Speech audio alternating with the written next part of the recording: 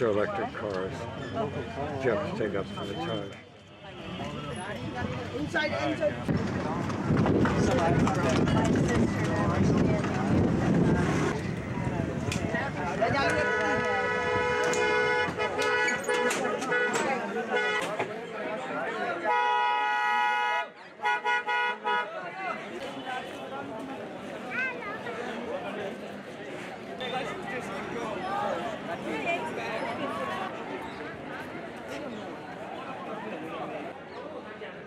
Now going through surveillance down here.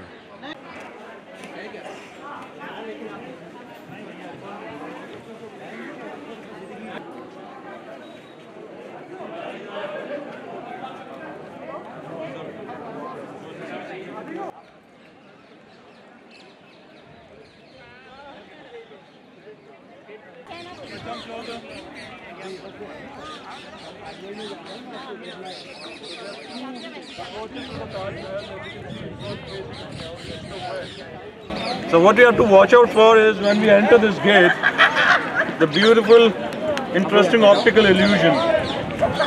As you approach the main entrance, Taj Mahal seems to be moving away from you. The way you zoom in and zoom out with the help of your zoom lens and the camera.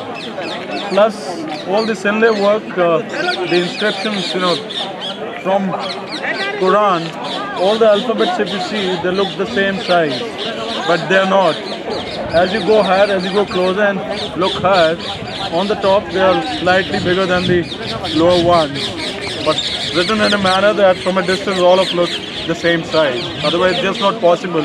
If they were of the same size, the ones which are above, they would have looked smaller. So how they must have perfected that, must have taken years in planning without the use of modern machine and computers. Let's enter the complex now.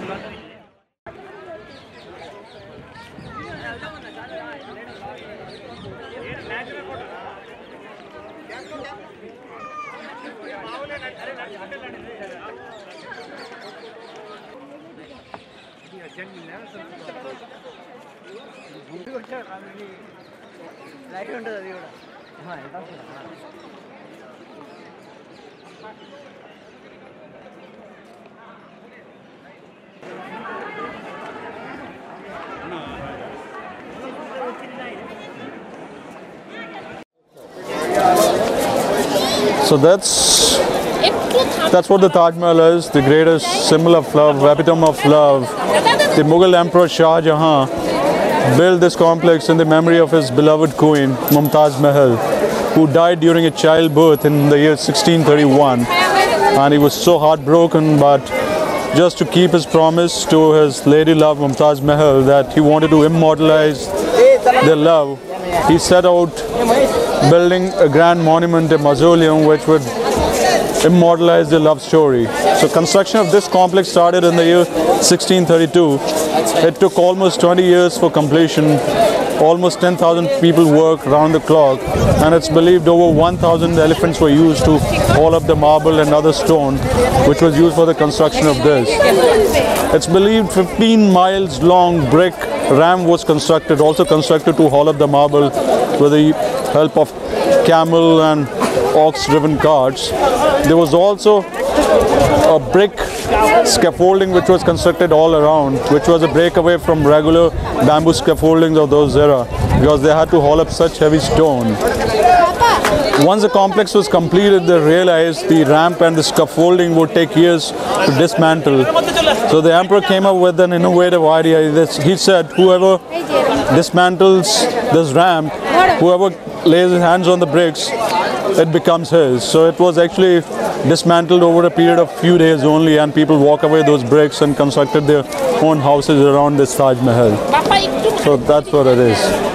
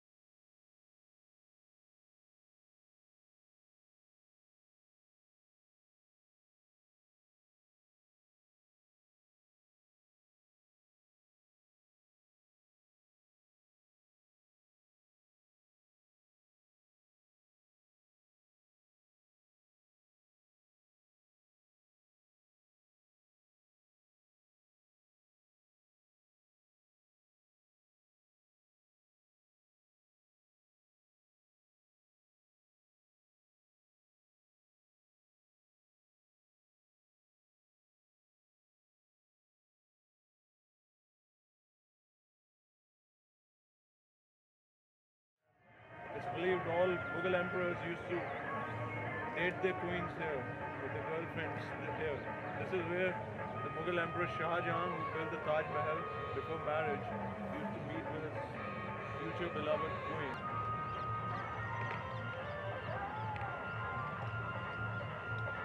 The emperor is on sale. That's because in the original design, they had not accounted for the grave of the emperor. It was his son who decided to bury him there, so there was no place. So, yeah, small space there.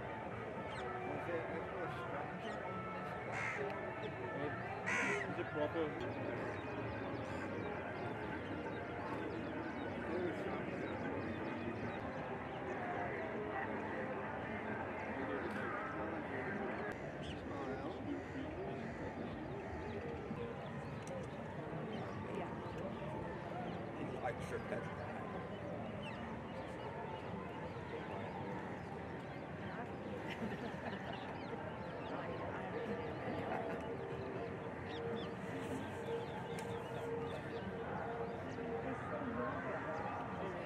I'm sure they tell you if you're in the bathtub,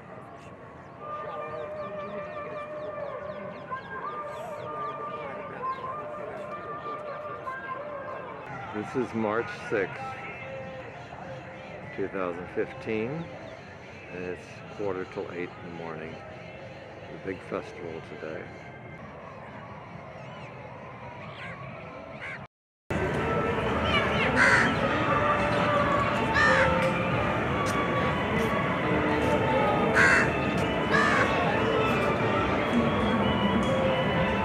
Holi, the festival of colors. Typically this festival marks the beginning of spring season in India and generally held in the first week of March. One of the two major festivals for Hindus, but it's pretty much celebrated across India by all communities, people of all religions. And how we actually started playing with colors on this specific day has a very interesting legend, a story from mythology.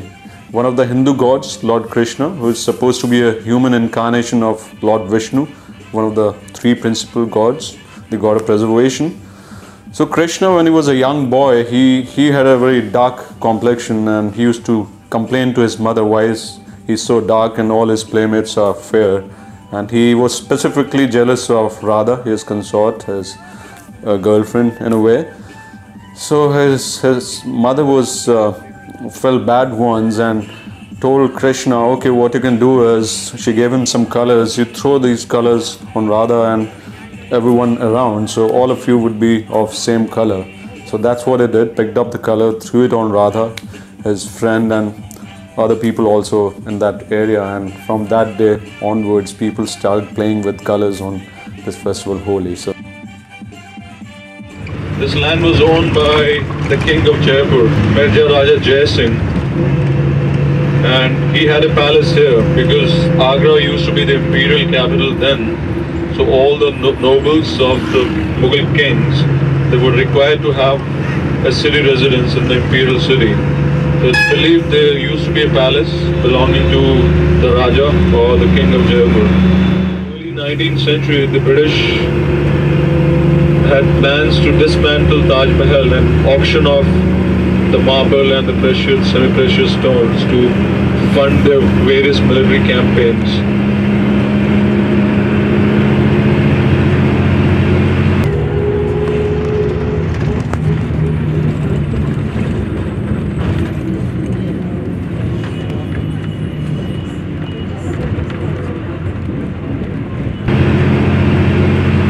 That's the Agra Fort on your right hand side. This white color apartment you see, white color marble structure. This is where Shah Jahan was imprisoned in the last 8 years of his life. People enter the hotel, they're given a garland or a necklace of marigolds.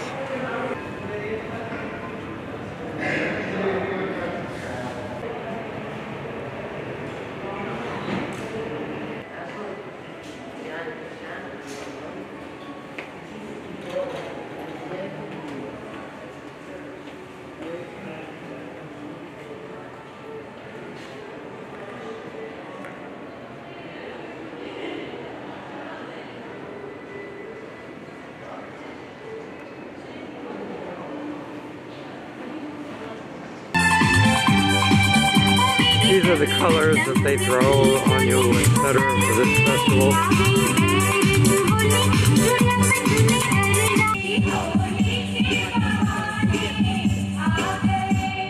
I'll be back.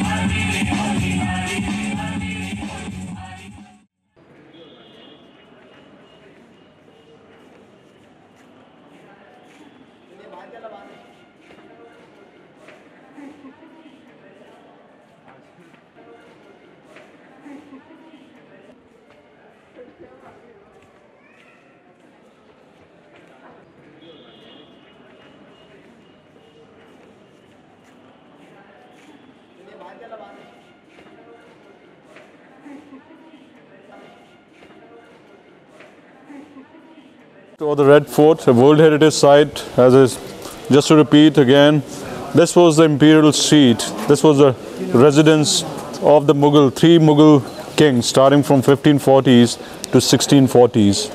So in a way, it was built over 3 generations. Additions and extensions were carried out by each generation. If you remember, in Jaipur, I talked about palaces, and I said there used to be like a few things which were common in all the palaces in those times, 16th century onwards. 5 things actually. The Hall of Public Audience, 5 sections. Hall of Public Audience used to be the first section.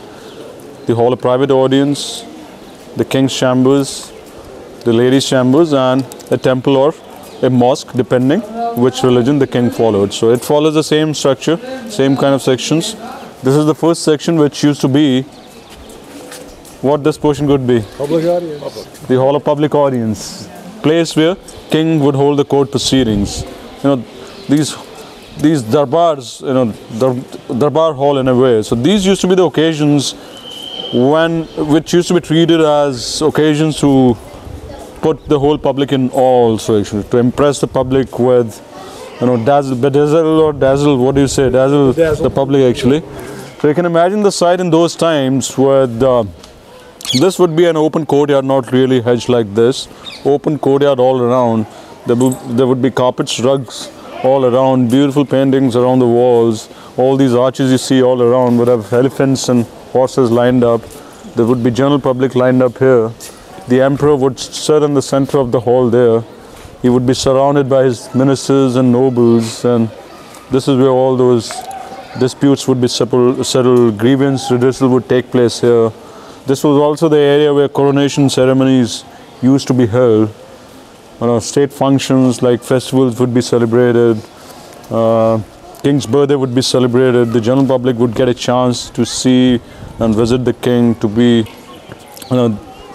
There would be businessmen and traders and merchants trying to get an audience with the king, presenting him with various tributes and trying to impress him with the gifts, hoping in return to be, well rewarded by the king or the emperor. So just imagine the sight with all the colors and all the activity. In spite of, there would be thousands of people, but again, being the emperor there would be pin drop silence, literally waiting for the king to speak up, and then only they would say something.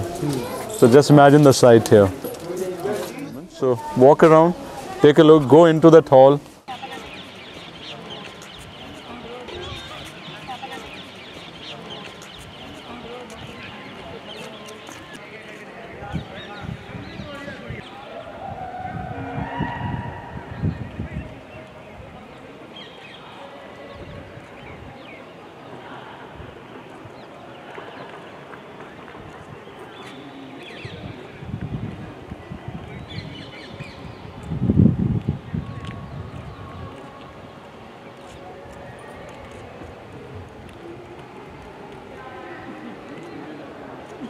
That's some British officer who died due to chicken pox or something like that, actually. I don't know why they decided to bury him there.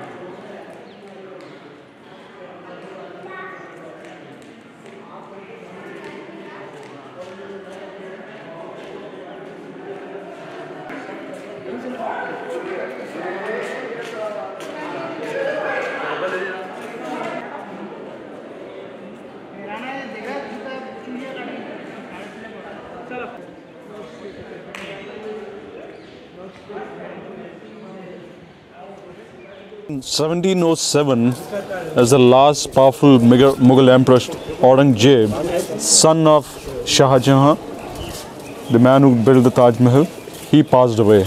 And Mughal power started waning within a year or so afterwards. The reasons were plenty. No worthy successors, cousins and brothers were fighting. Plus, some of these policies which Aurangzeb had followed, he was a religious bigot, he just thought, people who don't follow Islam, they're like against their religion. So he introduced this hated religious tax called jizya on non-Muslims. Either you convert to Islam or pay this tax, which could be as high as 25-30% of what you were earning, you were making. Thousands of temples, Hindu temples, were demolished all around. And although he was regarded as one of the greatest Mughal emperors we ever saw, strongest, but all through his reign, which was like almost 1658 he came to power, 1707 he died, 42 plus 7, 49 years of rule. Out of 49 years, I think 40 years was spent just fighting battles to expand territories. So as soon as he died, his nobles, minor nobles, they were too fed up with these constant battles and wars and his policies. So it started breaking up. So during that time, starting from 1715 onwards, this fort was constantly plundered and attacked by neighboring tribal chiefs, many of them. So yeah. Okay. So they took away all the valuables, and so whatever little was left behind was plundered by the British later. So the British did a wonderful job, didn't they? The gold and jewels and everything. The 3 rupiah 10 paisa. He's been working here since 1973 in this very fort. Please come closer.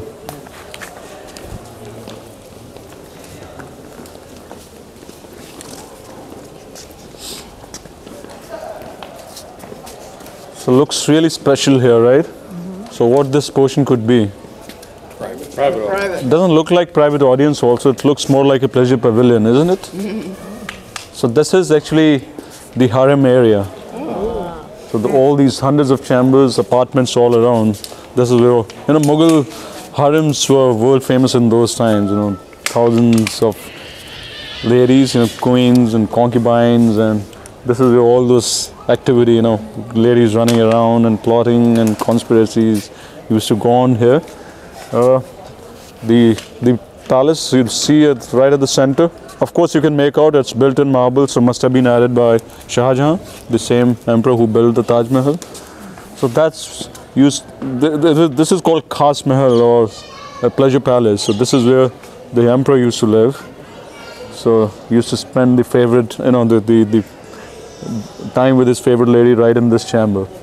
As you go into this chamber and look towards the ceiling, there are like beautiful paintings, and they say the whole ceiling was covered with gold sheet.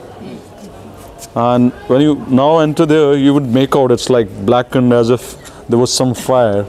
So it was like 1700s. There was a mass plunder by a community called Ghats, farming community who lives in the neighboring area. they plundered this complex, and how they took off the gold, they put a fire underneath on the floor, which melted all the gold, and as it melted and dropped on the floor, they picked it up and made home with it. On this side used to be the Mirror Palace. You'll see the board, although it's locked out for travelers, but you can go up to the door, and if you try to peep through, you can see the similar kind of Mirror Palace which we saw at the Agra Fort in Jaipur, if you remember. Mirror Palace, so which used to be again a kind of summer palace with water channels running all around and a water fountain inside. So that used to be the summer residence. This raised platform you see in front of this pleasure palace, you can see they're like kind of ventilators. You see those windows? Yeah. So underneath this floor, actually, there's a huge complex, which is all the chambers are locked at the moment, but that's where the royal treasure used to be, they say. On one side were the dungeons also. Political prisoners used to be kept there. And there's a big hall. Unfortunately, everything is out of bounds for the people, but that's where those political executions used to take place. The criminals king was not happy with. So there's a chamber, that's where they used to be executed there. And this garden you see here, it's known as Anguri Bagh or vineyard, grape garden actually. Although Shah Jahan, because he built the Taj Mahal in the memory of his beloved queen Mumtaz Mahal, he stole away all the attention actually. But we had a queen in early 17th century who was one of the most extraordinary queens we have ever seen. Her name was Nur Jahan, who was the mother-in-law of Mumtaz Mahal, in whose memory Taj Mahal was built. Nur Jahan, you must look up on the Google, it's very interesting life story. She was a de facto ruler of India for almost 20 years or so. Her husband Jahangir, the fourth Mughal emperor in line, father of Shah Jahan, he spent major part of his time in the harem, opium and wine, and she was the one who was actually ruling the country and was one of the most brilliant rulers, they say. And she is credited with introducing wine culture in India, and she is also credited with introducing perfume industry in India. And she was also a fashionista. There's still a particular style of tunic which the ladies in India wear. They still call it Nur Jahan style. She was very beautiful also. We also have this saying, in India, when there's a beautiful girl, or any girl for that matter, young woman who throws tantrums, so the way the guy responds is, don't behave like Nur Jahan. So it's like part of the kind of popular lingo also. So she is the one who is credited with this garden here.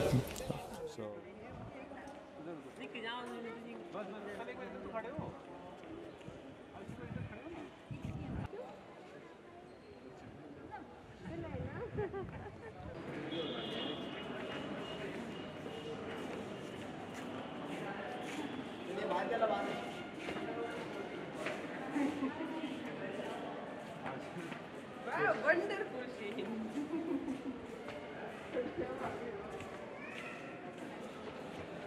He had 4 sons, all of whom were grown up, and they were ambitious.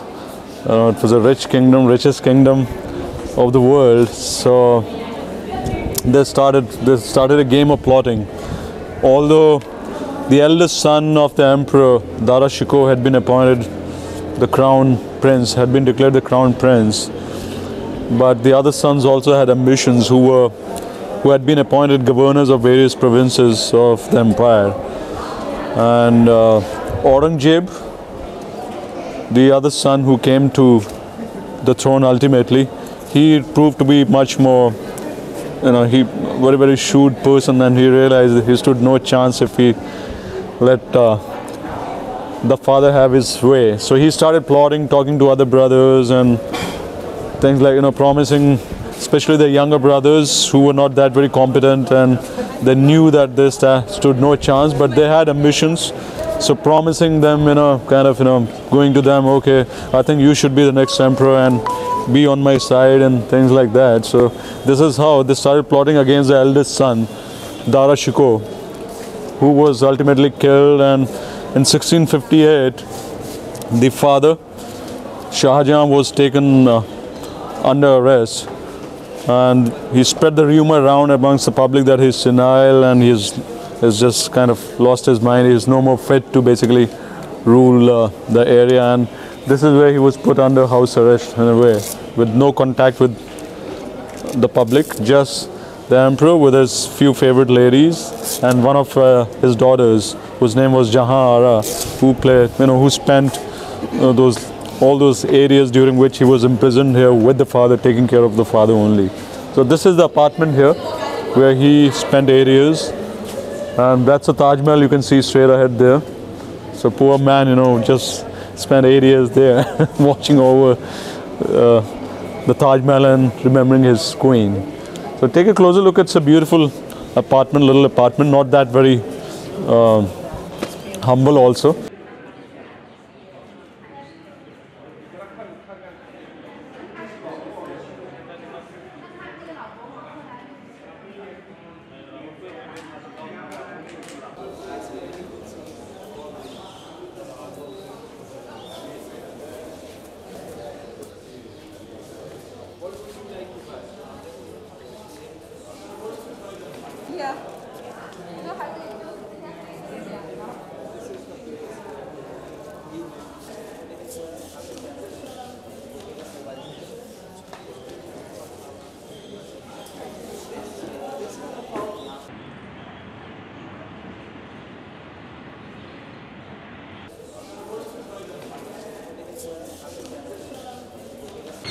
This is the Taj Mahal from the fort.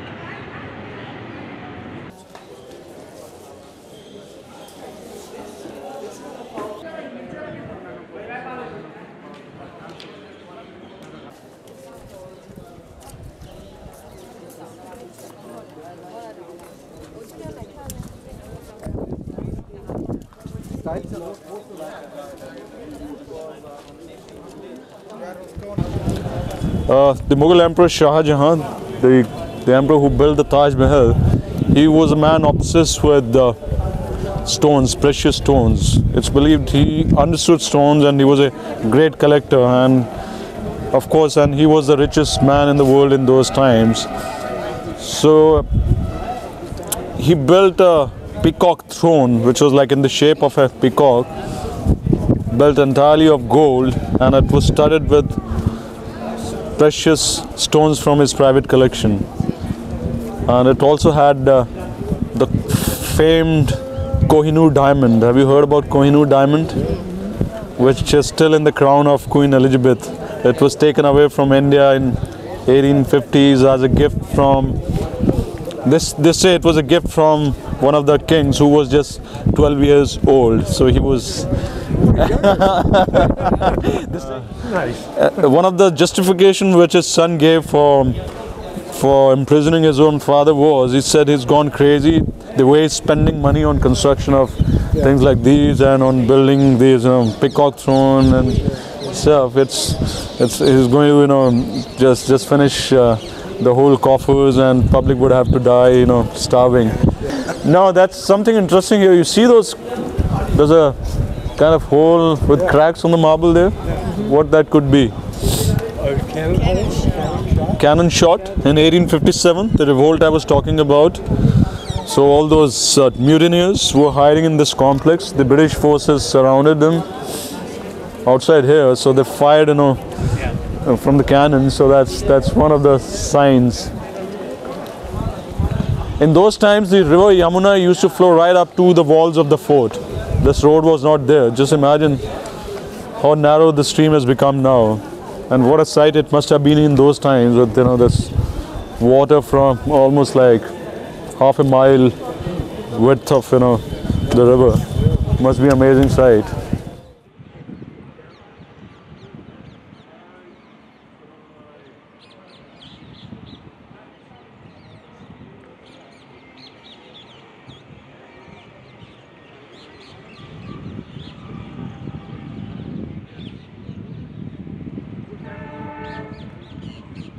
If you remember in Jaipur, I was talking about same dynasty ruling for 10 centuries. So it was because they had clear line of succession. But in Mughals, they followed a different, totally different law, you know.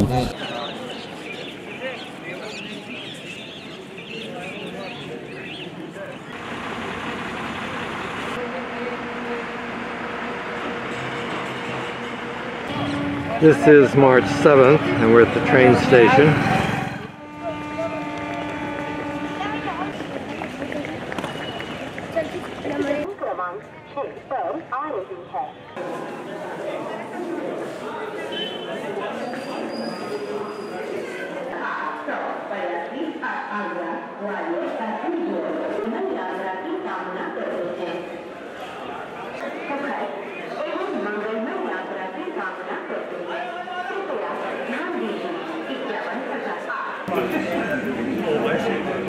Would be in single compartment only. I'm giving you the seat number. Compartment, I'm going to show you where to get in. You just have to look for your seats. You are 10, number 10. Okay. Window seat, it's a window seat. Yeah, seat number.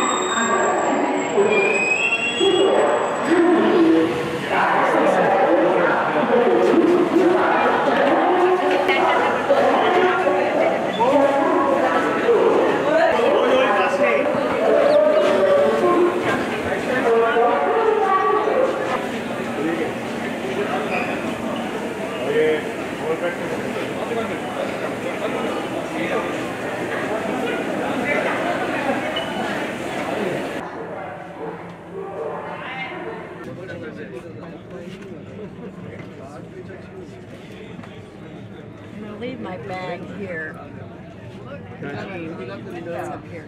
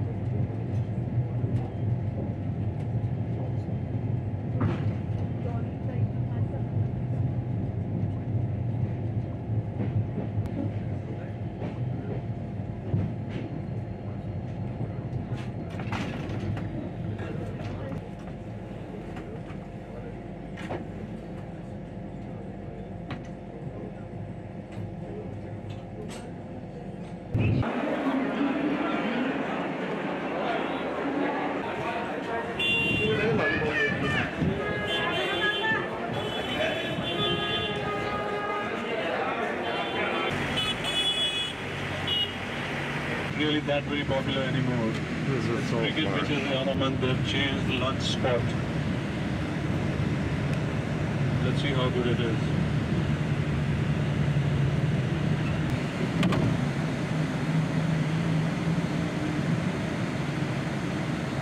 Yeah, it seems cleaner and neater.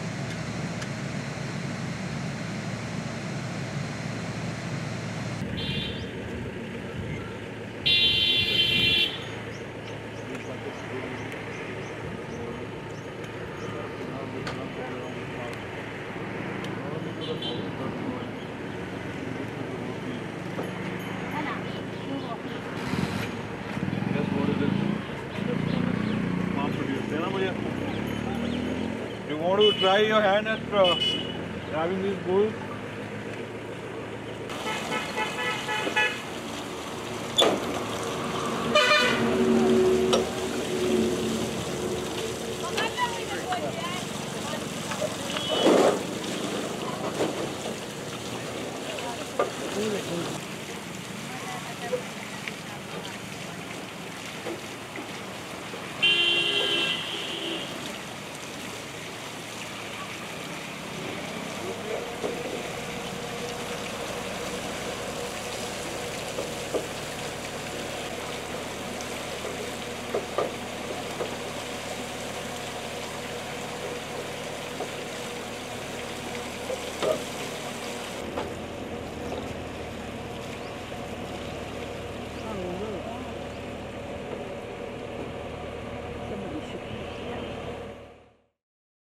Show me the way to the elevator.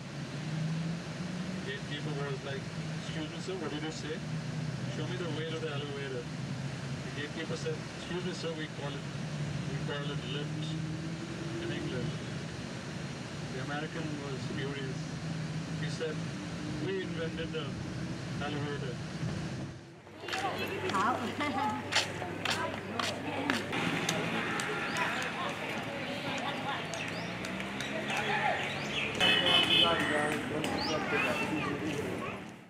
So what we are going to do here is, I'm taking you in front of the most beautiful temple.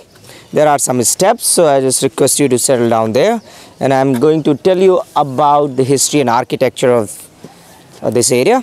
And then I'll take you to the temple itself. We walk around and I'm going to point out all the beautiful figures there.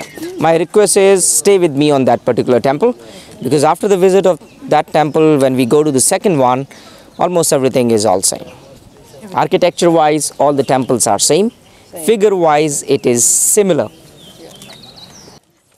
Oh yeah, seems so.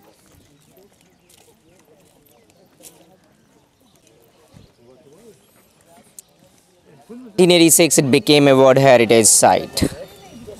So now you know where your tax money, a certain amount of your tax money goes. They're doing a great job. So 1986 it became a World Heritage Site. For the first time I came in this area in 1981. The grass was taller than me. Although I was also not this tall, but as somebody visited here 45 years ago, it was you. So nothing was here. Like in 81 also it was not really great. But once it became a World Heritage Site, we start getting money from UNESCO. That was a help. And say 20 years ago, government was charging only 4 cents as an entrance fee, which was not enough to pay off just the gardener's salary.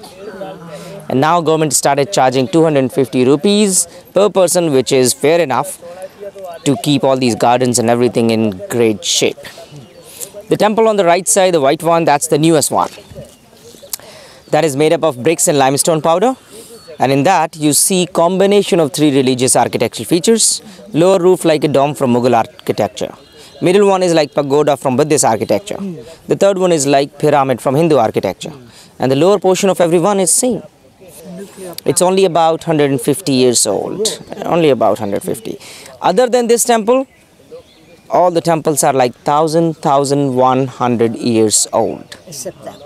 Except that white one. This was the one which was constructed by one of the king from Bundela dynasty who came in this region in 16th century. And all the other temples, 10th and 11th century in this complex. This is the best site, so we would be spending more time here. And after this, we'll take you to another site, eastern group of temple, where you would see Jain temples from Jain religion. Were constructed by the different kings from Chandela dynasty. That was the name of the dynasty who was here and working for these temples. Alright, so these temples were constructed by the different kings from Chandela dynasty between 10th to 12th century AD. And most of the magnificent work has been done between 950 to 1050 in a period of 100 years only. So when Chandela kings were here, the time was full of peace and they were having very big army. So the soldiers were sitting, eating, getting fed, doing nothing. So they thought to do something creative where they can deploy these soldiers. And they were having many forts and palaces. This time they got an idea of constructing temples.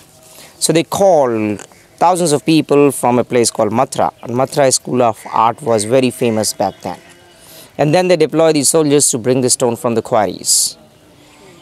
And the stone quarries, especially the sandstone quarry, is about 15 miles from here. They were using elephants and wooden cart to roll down all those stones from there to this place. And then the professional carvers were sitting here with the chisel and hammer, with the whole blueprint, the plan. With the help of chisel and hammer, they carved all these stone figures. And then once again, it's the soldiers who carried these carved stone on their shoulder with the help of a bamboo and rope. They walk up on a ramp. Piece by piece, level by level, they moved higher up. That's how they have created all these temples. And it is all based on interlocking, groove-like system. There is no cement, no glue between the 2 blocks of stone. Whenever you see any cement, that is later addition to the temple to protect the temple from the ants and bugs, so they can't go and nest inside. Otherwise, it doesn't really go all the way in. So it is all based on interlocking. So when these kings, they started constructing these temples, they were using granite. Because here in this region, especially in this area, it's all granite foundation. So small temples, because granite is crystalline stone. It's very hard to chisel. It's very hard to give shape to it because it's so dense and strong stone. And then on top of that, it's a crystalline stone. When you chisel, if one chip comes off while giving the expression to a figure or to the face, one chip comes off, it ruins the whole thing and there is no U-turn. So they were just using floral designs and little bit carvings around those temples.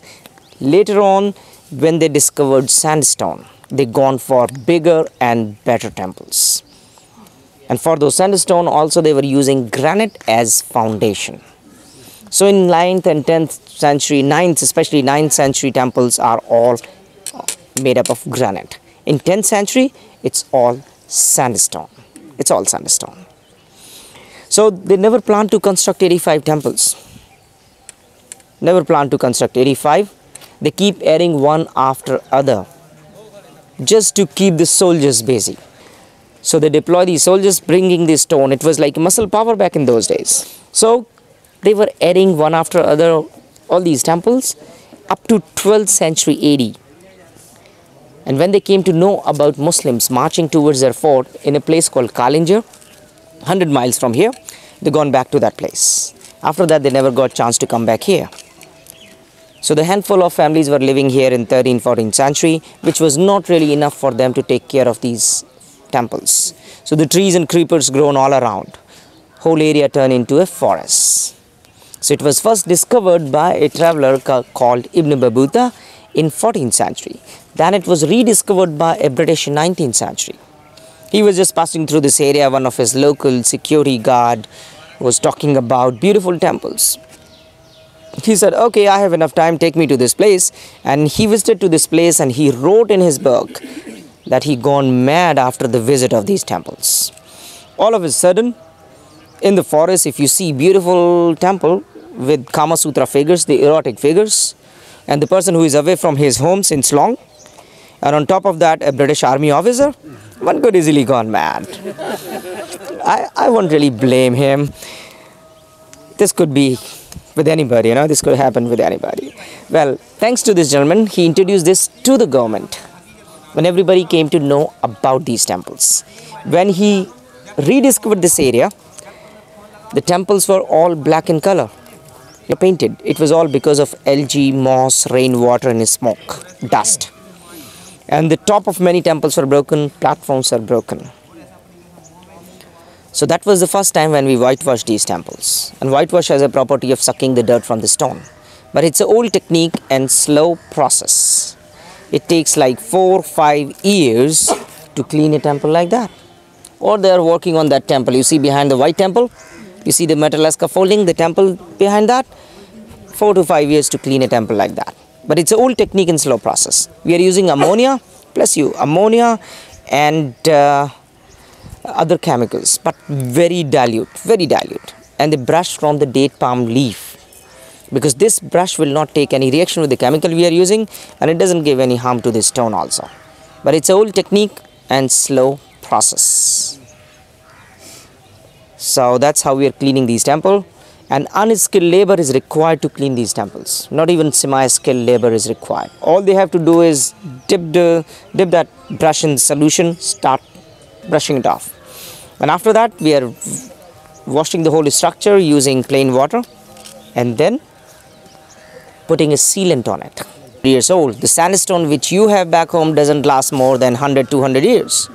This is much harder than the sandstone which you have back home. The temple architecture here is known as Panch Aitan, which means 5 temples on a square platform. You see the square platform? The main temple in the center, and every corner has got one. So altogether 5. And it is must to have 5 balconies inside the main temple and 5 different compartments inside the main temple. So if you see that word Panch Aitan, you can just make an image, you can just make a frame. That square platform, 5 temples on it, 5 balconies inside the main temple and 5 different compartments. The temple could be bigger than this, it could be smaller than this, but has 5 temples. The restoration on this temple is less than 10%. You could see that little temple on the right corner with lighter shade, right? The lighter one. So that's the new one. You see the lighter shade is all new. That's the restoration work done on it. So if you see anywhere lighter stone which has got geometrical design or floral design, 90% you can tell it's new, not 100%, 90%. But when you go through the carving, the depth of carving, then only you could be 100%. If it is not as deep as the original carving, then you are 100% it's new. If it is as deep as the original ones, you can say it's original stone. But if you see any figure, statue of any god or goddesses or human figure, anything, even the animal, whether it is in lighter shade or darker shade, it's all original. We have never ever replaced any figure. If it's broken, okay, let it be broken. But it's all original from that period. A look of this little temple here. This is the temple which was leaning like Pisa. So you see, each and every block of stone has some numbers on it. Before taking everything down, they put these numbers so they know exactly where to fix it, where to go. It's like Lego. W stands for west, facing to the west. Numbers from left to right, alphabets from bottom to top. Whenever you see any figure like this with multiple arms, means god or goddesses, male or female god. Whenever you see any figure with two arms, means human figure. That's how you can easily distinguish between the two, whether it's a god or human figure. But who the god is, one has to have knowledge about the icon, the things they are holding, and then the carrier. You're going to see this type of mythical animal, which is repeatedly shown in each and every temple. It's a mythical animal known as Shardul, symbol of desire. So these people are fighting to their desires. Here you see one man with a sword. In that figure, a man with a javelin. He's poking that animal. He's poking. And sometimes you get to see a figure closer to the mouth, another man closer to the mouth. So the man who is very close to the mouth, he is very close to get the salvation. The man on the bottom, he has long way to go. Let's have a look at that figure of Ganesha there, the god of good luck and prosperity. Every Hindu house has got either the figure of Ganesha or the picture of Ganesha, because everybody needs good luck and prosperity. And you always could see him with big tummy. In India, if anybody has got big tummy like him, we say, oh, he is very prosperous. His business is good. In that frieze of elephants, here it seems like all these elephants are holding the upper part of the temple on its back. So you won't really see any elephant with a laughing or smiling face. They are really feeling load on their back. But on the other side, I show you one laughing, interesting elephant. Each and every figure of elephant is different. Not even a single one is same. Look at this. It's a scene from the battlefield where he is stepping on a man. Look at this. This man is looking up. Oh, yeah. That man is looking down. The size of their tusk, it's different. The movement of their trunk, again different. The jewelry on, it's different. So it's all different. If you take any figure from here, wants to get a copy of it from any 22 existing temple out of 85, you will not get the copy of it. It's all similar, but not the same. Even here you see, if you just go through this frieze, you see the faces are shown. Look at the eyes, nose, mustache. Same thing in a smaller size. And in the corner you see half face here and half face that side. Here also, these faces. To keep the evil eyes away. We believe on evil eyes. You might have noticed some of the bus and trucks has got black tassels hanging on the side. Yeah. Has got the same meaning. In India, we say three things are very important to drive on Indian roads. Very good brakes, noisy horn, and whether you have driving license or not, good luck is required. During the past week, we have seen various images that were defaced after Right. 12 or 1300, after the Muslim takeover. Right. Why did that not take place here? Well, that's a good question, because this place is very far from Delhi. They were very active in and around Delhi. In, let's say, like 200 miles. This is 400 miles. So it was not a good idea to commute all the way from Delhi to come here just to demolish all these temples. That was one of the reasons. The other reason was it was not really known to the world also. Covered by forests. So it was also not known. So whenever the Muslim, they pass by, they start defacing the figures. And to demolish the whole structure, it requires a lot of manpower. And they knew if they break the main figure of a temple, their purpose was solved. So that is what the damage they did for all these temples. They break the main figures inside. So we are not using any of these as a worshipping temple. So you don't have to demolish the whole structure to do that. Just the breaking of the main figure is all done. So we are not worshipping any temple in this complex as a worshipping temple except that Shiva temple, which has got the lingam, phallic symbol. It has a rock-like structure. They were not carved with long tusk, because these are the warrior elephants. Before taking these elephants to the battlefield, they chop off the tusk. The reason is they were using their trunk to hit the enemies as a weapon. If they have long tusk, while rotating their trunk, if tusk break, then it gives severe pain to an elephant. These elephants, they chop off the tusk. Whenever you see any figure, any picture of Maharajas going on elephant's back, caravans and all, you see these elephants has got long tusk, beautifully decorated with jewels and all. They are ceremonial ones. They are trained to walk with the crowd. These elephants are trained to walk over the crowd. These are the warrior ones, very aggressive. You can't go with them in the crowd, no. So different training. So whenever we go with the pictures and all, you always get to see with long tusks. So that stays in our mind because they should have the long tusk. But here, that's the reason. Kama means love. Sutra means technique. Love, technique. That's the 69 position is shown. And that's another position. And then all the way to the corner, you see even the oral sex figure is shown.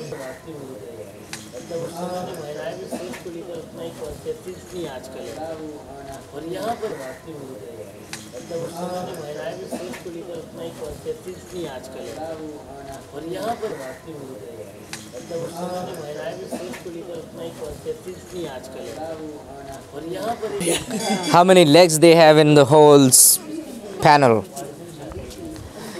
It is quite confusing. Look at that couple. Standing on one leg and one leg is wrapped around. So it is must for a person to have very flexible body to lift your leg like that. And then the balancing power is equally important. This is her left and right leg. This is his left and right leg. They're standing on one leg and one leg is wrapped around.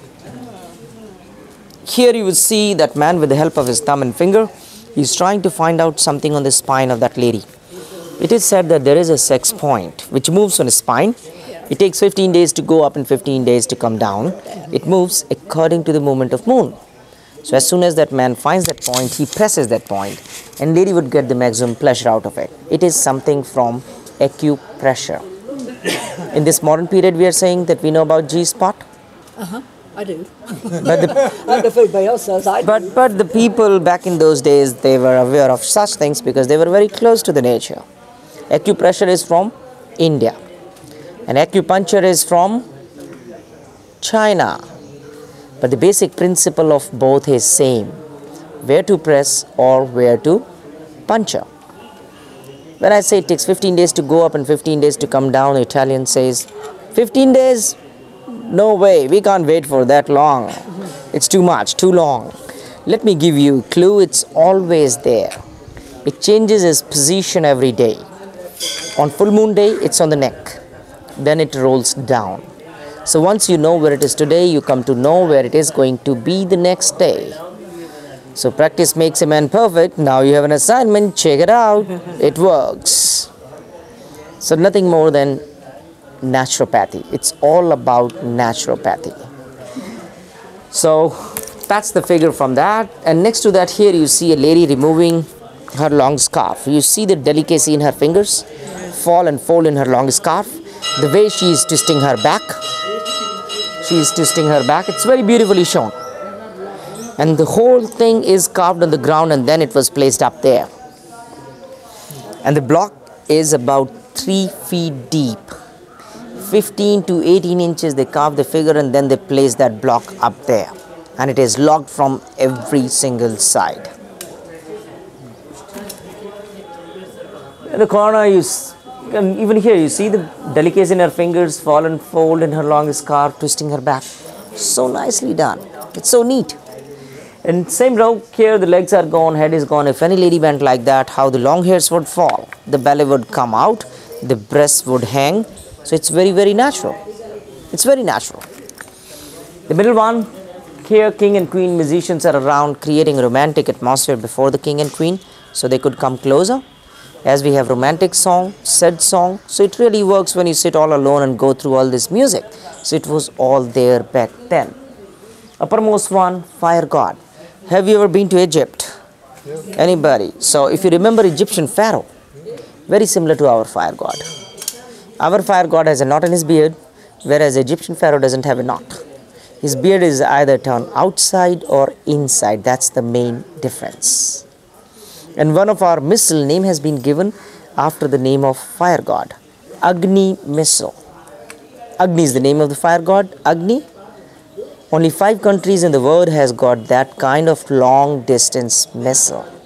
India is the 5th one. Agni, and the word ignition has come from his name. Agni, ignite, ignition. Ignition word came from his name. He's trying to pull up a baby to nurse the baby. The lady pushing the baby up is again a maid. It's a what? A maid, domestic help. Domestic helpers are always shown in a smaller size, showing its lower status. As it is must for a Hindu married lady to apply red powder between the hairs, hairline, and the chain of black beads and toe ring. If you see any lady with a toe ring next to the big toe, that means she is married. But what happens if you see any lady with couple of toe rings? What does it mean? Got married twice, 3 kids and 1 boyfriend. Well, that means she has got a rich partner who can buy more than 1 pair of toe ring. 1 pair of toe ring is required. More than 1 is extra money. Fashion. There you see beautiful ornamentation in this. Earrings, armlet, necklaces, even the belly button. It's so nicely done. You see, she's fully dressed. You see the long skirt. You see the belt of long skirt and the lower edge of long skirt. It is shown very tight to the body because the sculptor wanted to show the whole figure of that lady. Just above this, slightly fat lady, you see the back rolls. When it gets light, then you can see the profile of it. Look at this. Can you see the folds now? On the right side, it's so nicely done. She has got a ball in her right hand, doing some sort of exercise to reduce her fats, doing some yoga or aerobics. As it is what doing so. So after a couple of months, she got the reduced fat. And here you would see, it's like reduced fat here after a couple of months, where she's removing her clothes, removing her long skirt, and maybe after that she moved down to the Kamasutra one. Isn't it something like join our gym before and after? It gives more strength to the body and peace to the mind. And who are the gods in those 2 panels?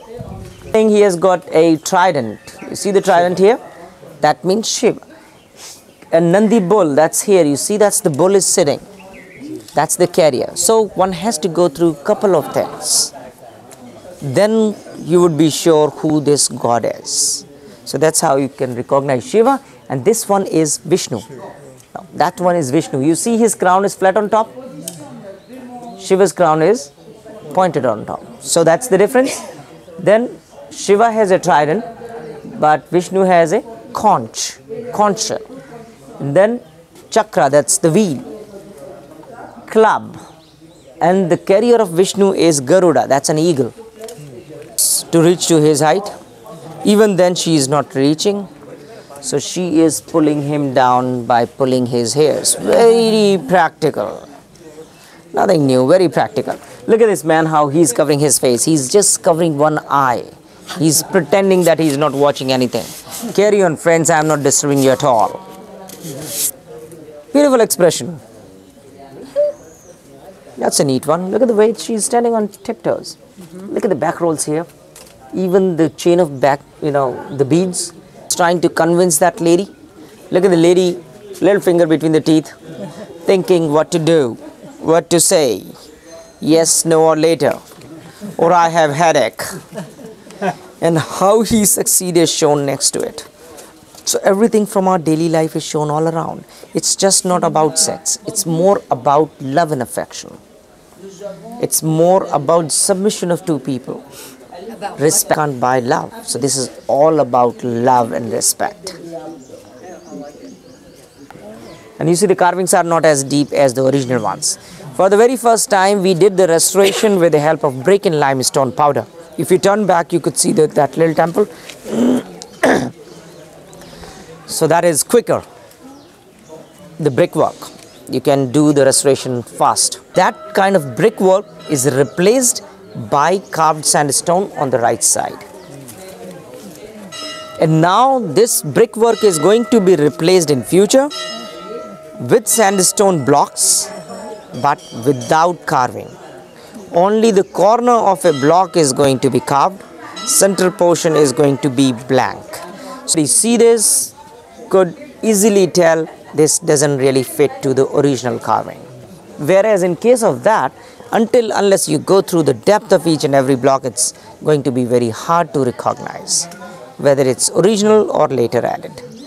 Because the traveler is not going to measure the depth of all these carvings unless somebody is here to do the study. And in the corner, the lady with the hands up, if anybody do their hands up like that, how the breast part would go up, one gets back folds, and she is wearing very fine clothes and mini skirt, which we are using in this modern period, they were using back in 10th century. So it was all there back then. The mini skirt, back rolls. Nowadays we talk about wonder bra. Doesn't that look like that? Nothing new. Same row in the corner where the legs are gone. There are some pots on the bottom and a date palm tree behind it. So the man is making country liquor, moonshine from the date fruit. Moonshine. And to date palm, in Hindi we call Khajur. And the name of this village is?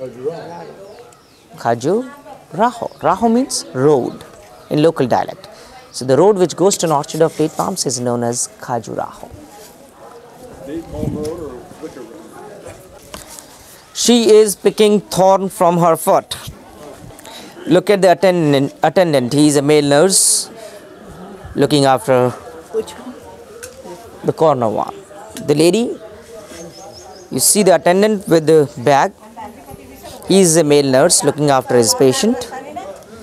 And that lady is picking the thorn from her foot. Thorn. And look at the attendant. He has got a bag. Bag has got a flap. Sometimes you get to see a little hook or a lock on it. Gravity. So when you think about the engineering part, they have done a great job. It's just mind-blowing when you think about each and every individual part. Even just to control thousands of people at the same time. Bringing a stone from the quarries, cutting into small blocks, even chisel and hammer, it breaks, you have to sharpen it. So many things are behind all these work, behind the screen. Great management to overcome on it.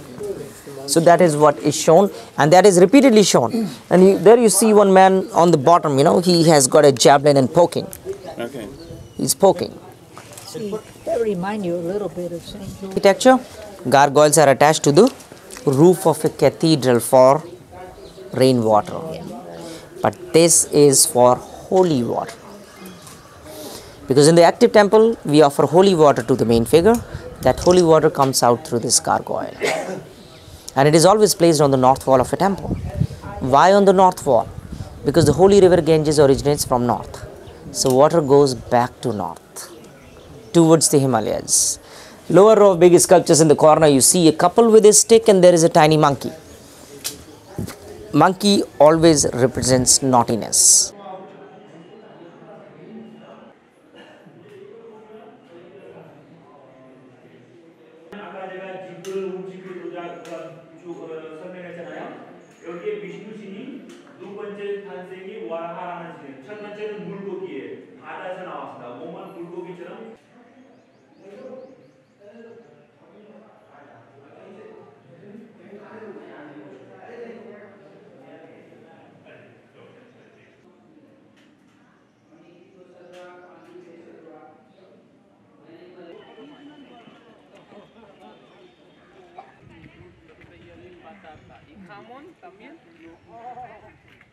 Amor, el día que llegue tengo café. Pero...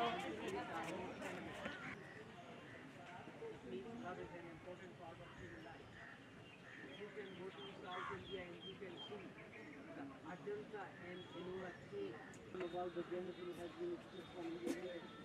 Even there you will find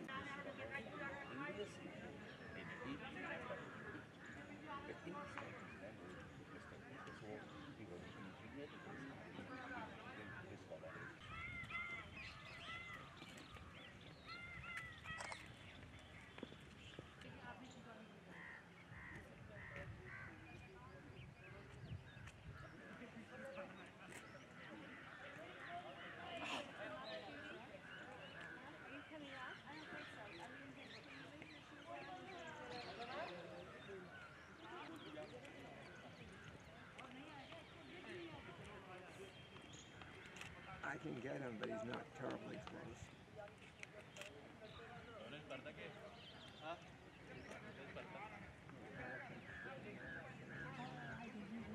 There's one.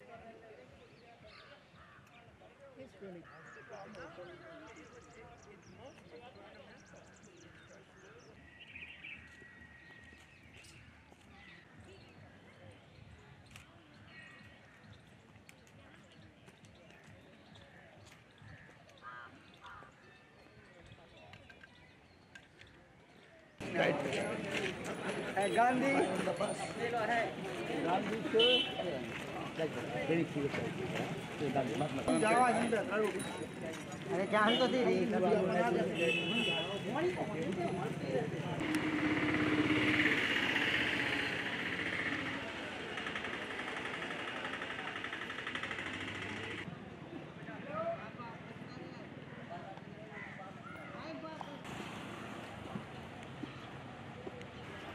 Just drink water, some cold drinks, some cigarette man postcard.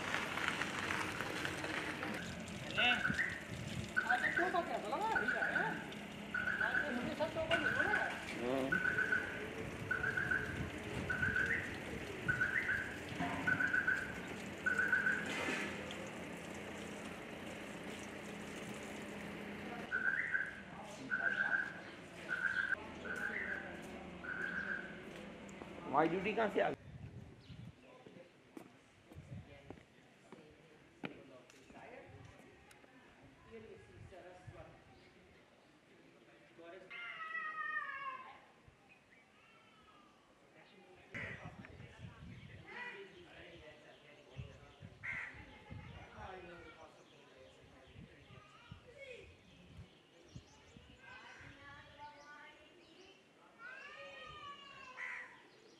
This is Saraswati. सबसे ज़्यादा ये वाला आता है, सामने वाला। आपने देखा होगा यहाँ से लगता है जैसे आपस में दोनों टॉकिंग कर रहे हैं, बात कर रहे हैं, बात करते हुए दिखते हैं।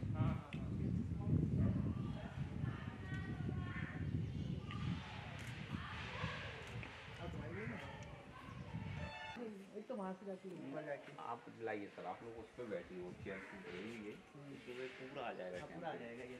मैं टेम्पल को उधर से कॉर्नर से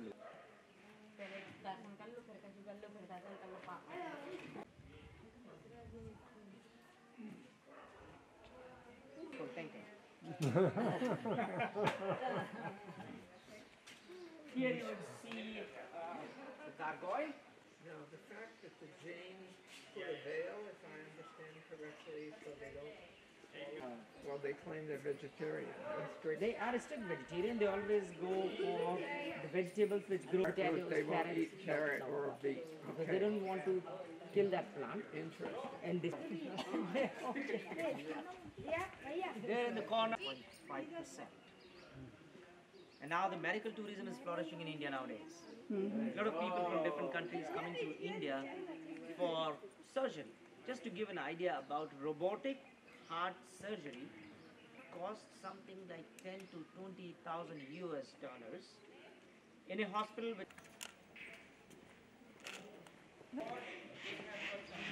C'est dommage, ça aurait bien voulu que ça passer de la famille. C'est dommage, ça aurait bien voulu passer. Where they bathe.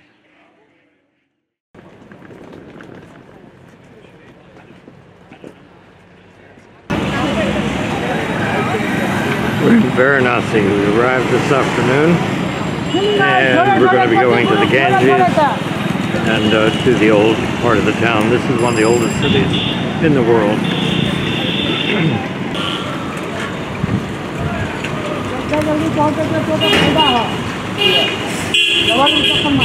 खाली पहुंचावे हाँ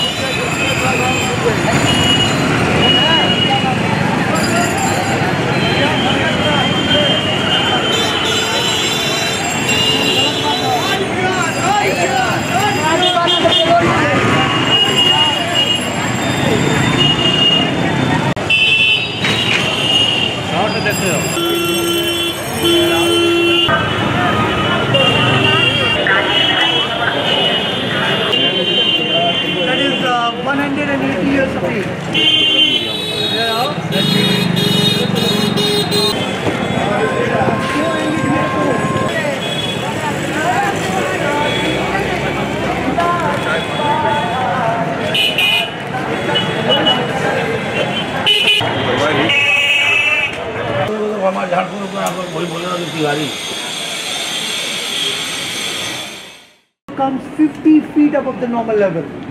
50. So the river comes up till here. July, August and September is the time when the water comes up till here. Go from this side, hold the rails and go down.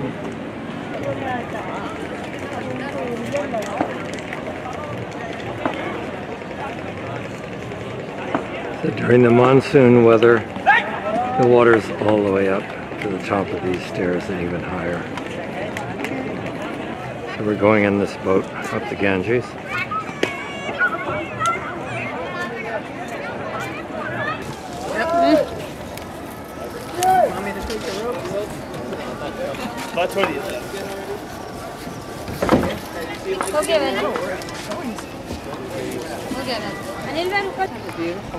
So this is a very important word to know. After Kashi, the word is Ghat.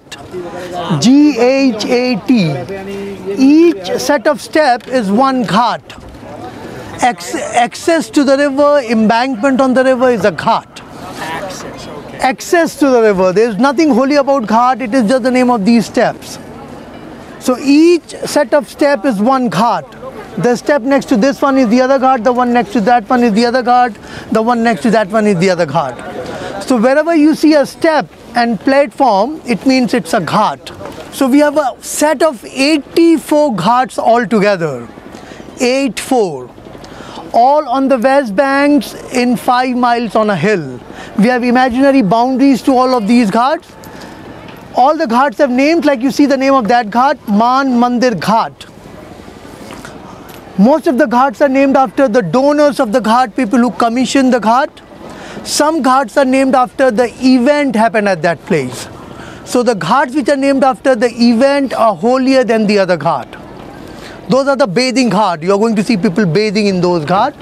You see that red temple there? The whole block is the most holiest of all the 84 Ghats. That's the place where most of the action is. The Thanksgiving ceremony which I am talking about, to say thanks to the Mother Ganges is going to be over there. Something to remember, you see all those orange umbrellas there? Yeah. Everybody saw it? All those umbrellas are the office of a priest. Wherever you see an umbrella, it means there's a priest sitting under it. And since that is the main Ghat, most of the Brahmins, most of the priests stick to that Ghat. If you go upstream or downstream, there will be no umbrellas there. Now, the first thing we are going to see here is to see the cremation ground, which is downstreams, and then we'll go there to see the Thanksgiving ceremony. If you burn your hair or if you burn your nails, it gives a very bad smell. If I burn my nails in my room, I'll not be able to enter the room for 2 days, it gets so bad. But when you'll see the cremation ground, especially at this hour of the day, you will see at least 10 to 15 pyres burning together, but it will be almost odorless. It is because of the sandalwood, essential oils, herbs, clarified butter which we use, which make the things almost odorless, but then it costs almost $800 to cremate the body.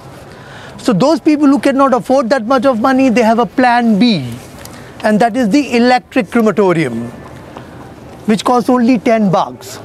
So we have 2 Ghats where we cremate the body. One which we are going to see tonight is the most desired one, which is downstreams, and the other one is upstreams, which we will see tomorrow, which has the gas crematorium. These pink towers are the water filtration plant. The first tower sucks the dirty water in, the other one filters it and put it back again. They are cycling the water to make the people more comfortable going in this water when they are bathing in the morning. So there are a lot of pink towers which you are going to see all over, which are the water filtration plant.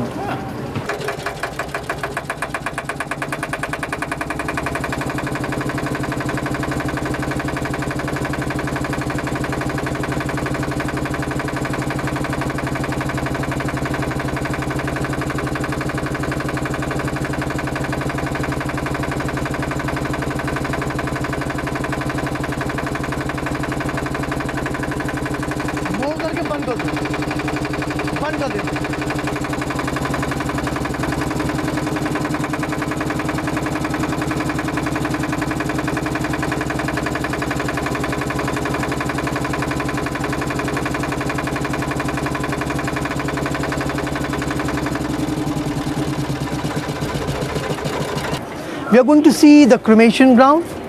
When you will see the cremation ground, you are going to see a man just next to each pyre with a big bamboo in his hand. And you are going to see him hitting the pyre with that bamboo. You know, he is like an undertaker, a poker. His job is to make it sure if the fire is burning properly by poking the pyre with that bamboo. And during the end of the cremation, he breaks the skull to release the spirits. You know, it sounds scary, but it is not. If you burn a piece of paper without touching it, it turns into ashes, but it remains like a paper. And once you touch it, it breaks apart. That's what he does. You must have heard about the city Calcutta. We call it Kolkata. In Calcutta, they perform black magic. And to perform the black magic, one requires a human skull. So they break the skull so that nobody can use it to perform the black magic. And it is always done by someone who is from the lowest of the lowest caste. This is the third new word to remember. We know them as dome. D-O-M. Dome. So you're going to see a dome just next to each pyre with a big bamboo in his hand, and you're going to see him poking the pyre with that bamboo. You see that blue house there? That is the house to remember. See that house? Everybody saw it? The blue house, the big one, where the tigers are on each side. That is the house of the Dome Raja. Raja means king. Dome is the man who helped people cremate the body. So he is the king of the dome. All the domes which you're going to see working at the cremation ground with a bamboo, they're working for him. Now, in Judaism, in Christianity, and in Islam, we believe that the body is made up of dust, soil. That's why we bury the body from dust to dust. The Romans believed that the body is made up of four elements: air, water, fire, soil. We in this subcontinent believe that the body is made up of 5 elements. The 5th element is the ether, imaginary void. And that's the reason why we cremate the body. By cremating the body, we mix the body again with those 5 elements. So if somebody is cremated, he is mixed with the 5 elements. And since we are cremated, every city, every town in India have a cremation ground. Every village have a cremation ground. For example, if suppose I die in Delhi, I'll be cremated in Delhi. But the cremation ground we are going to see here in Kashi is the most desired cremation grounds in the Hindu world. Bodies from all parts of the world come here to get cremated. Every Hindu likes to get cremated here. 24 hours of cremation. You know, in most of the cities in India, the cremation ground starts after the sunrise and ends at the sunset. Here it goes on for 24 hours. One can cremate the body here at any time. There is a small flame burning here at the cremation ground, which we believe was lit by Shiva himself, which makes it an eternal flame. And the reason why everybody likes to get cremated here is to be cremated by that eternal flame. And that eternal flame is the Dome Raja's property. One has to buy that eternal flame from the Dome Raja, which has a price and it is not fixed. He can ask me 1 rupee for that, and he can ask me 1,000,000 rupees for that. It depends on how rich or poor the person is. So even though the Dome Raja is from the lowest of the lowest caste, he is the richest guy of this whole area. So the word to remember is dome, and the house to remember is the Dome Raja's house. If the father dies, it is the duty of the elder son to light the pyre. If the wife dies, it is the duty of the husband to light the pyre. The gentleman who lights the pyre, he shaves his head completely, he shaves his mustache, and he wears white unstitched cloth. It's a sign of mourning. So you're going to see some man with a shaved head, mustache, and wearing white unstitched cloth. Either he will be the son of the deceased or the husband of the deceased. And we bring the body here along with the male mourners. Ladies don't participate at the cremation ground here in Kashi. It's a wrong word to say, but I'm saying it.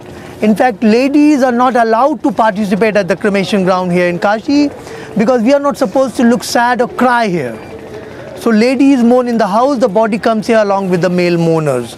So when you'll see the cremation ground, there'll be no ladies there. The bodies are always wrapped with 2 shrouds. One is the white shroud, the regular white shroud, and the second shroud on the top is the gold shroud, brocade. So there are always two shrouds on the body. One is the white shroud and the second is the gold. And it is brought here on a bamboo bier on 4 shoulders. The pole bearer can be anyone, it can be a neighbor also. They keep on changing shoulders while they bring the body here. The first ritual which we do here is to bring the body completely down to the river and submerge everything very briefly in the Ganges to purify the body from the holy water. This is the first ritual. Make it for 1 minute. It's a very brief ritual, and then we take it out and leave it on the grounds to drain the water. So you're going to see bodies lying on the steps which are there to drain the water. Before we bring the body here, 2 or 3 members of the family come here to arrange everything.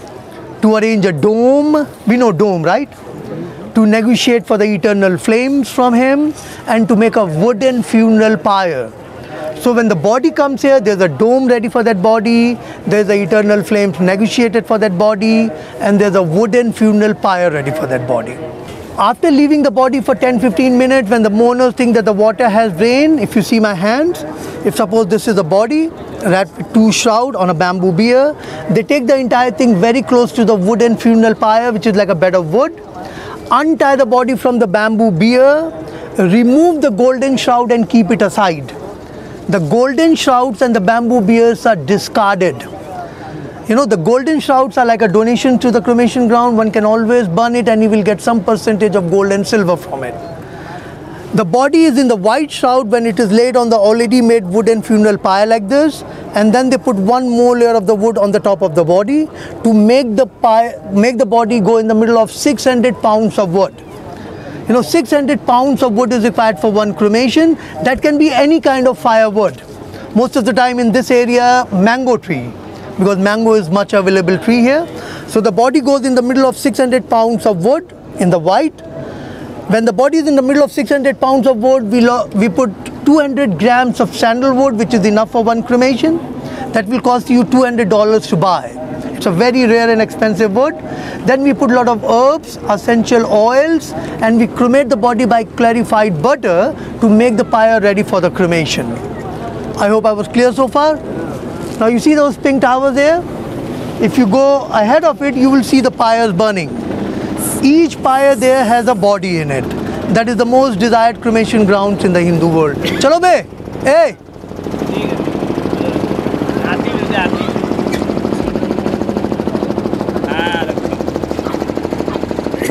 You know, the pyres which are burning faster, they are just being lit. And the pyre which are burning slowly, they are burning for a long time. It takes 2.5 hours for 1 cremation.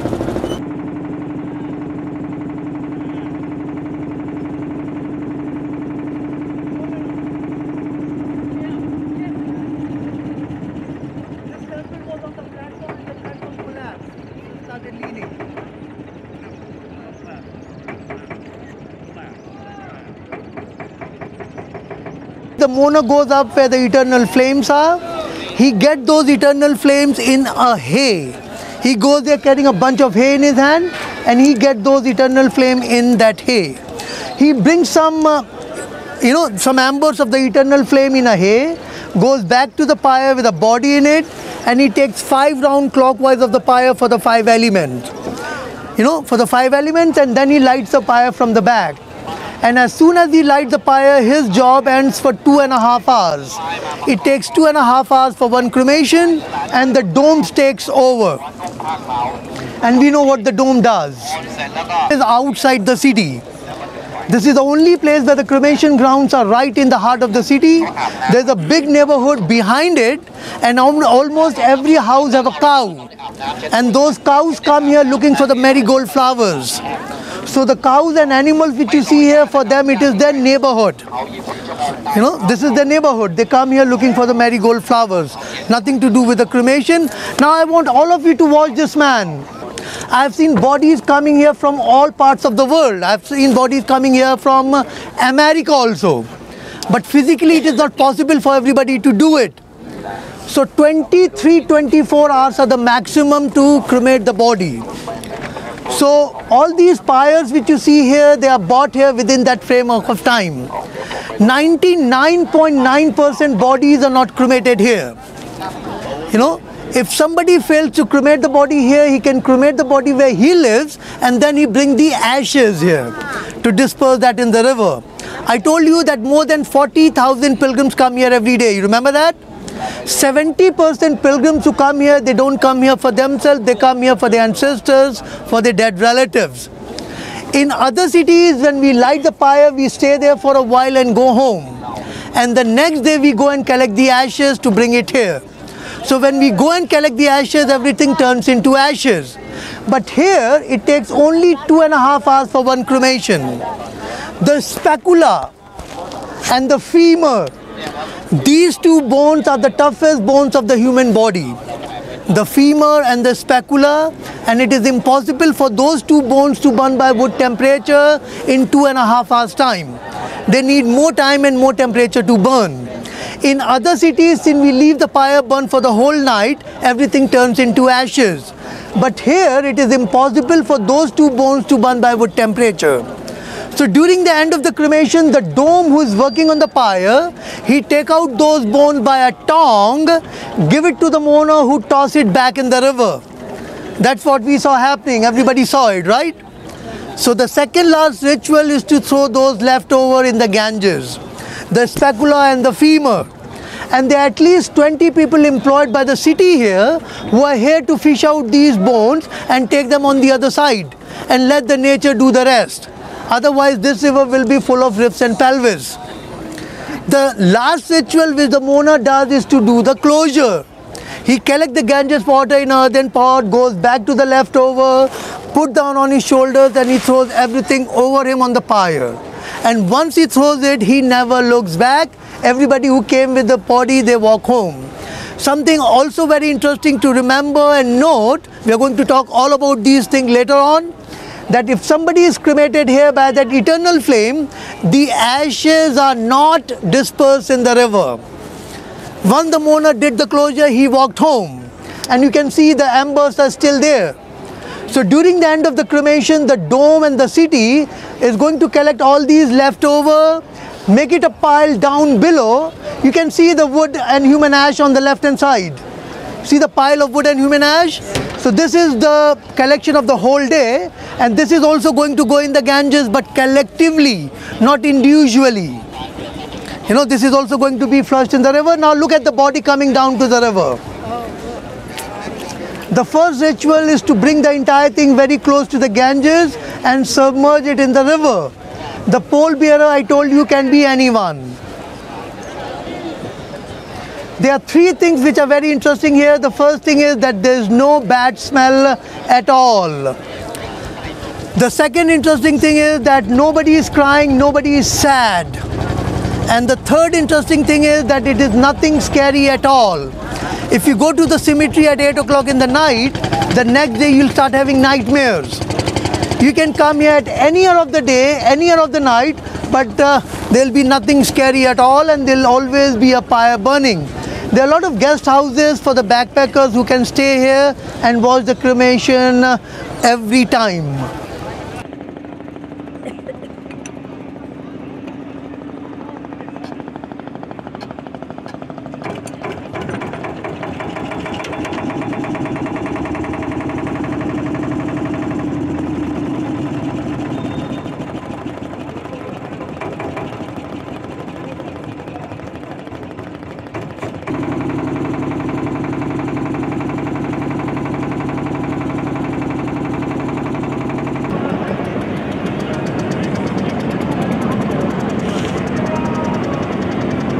The most important thing of this place is the energy and the vibration of Kashi. This is the concentrations of cosmic energies.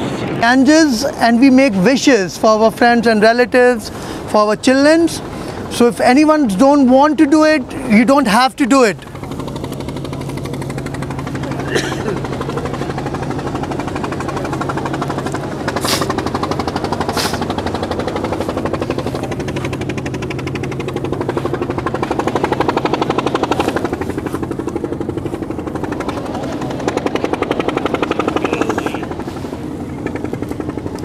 Everybody got it? Okay, we are going to hold it like this. We are going to sit in silence for like 10 seconds. We We are going to make our prayers and wishes for our family, for our children, for anyone we love, and then we are going to float it in the Ganges. Are we ready?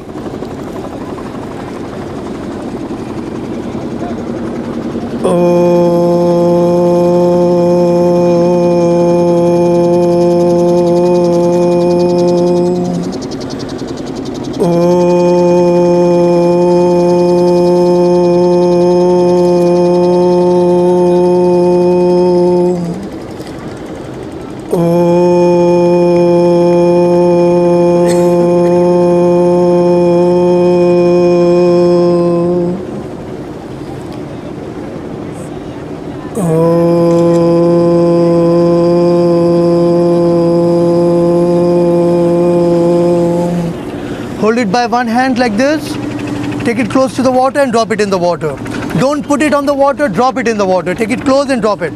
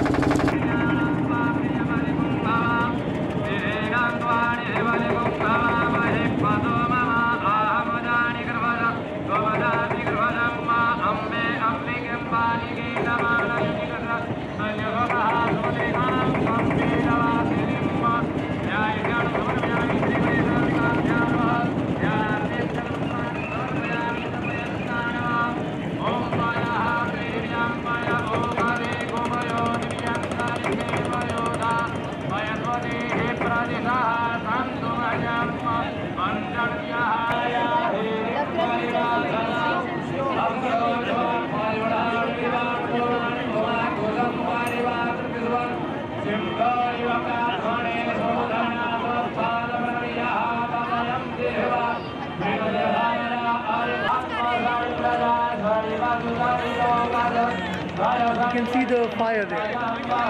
Yes. The chanting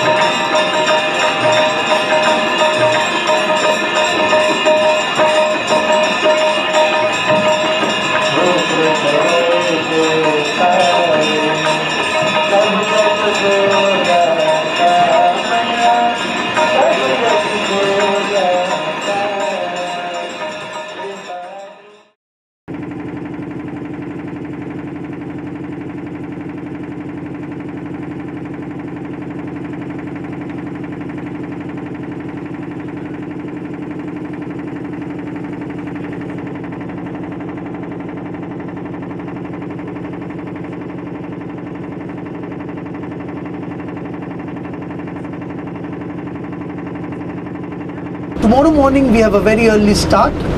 We are going to start at 5:45 a.m. 5:45 a.m. The idea is to go and see the sunrise in Kashi and to see the bathing rituals. It will be worth waking up. We'll be back by 8:30 in the morning to have a good breakfast. 5 after 6 in the morning. I think this is the 9th of March. This is a Monday. We're going to the Ganges. Late World War II or World War? I didn't see it close.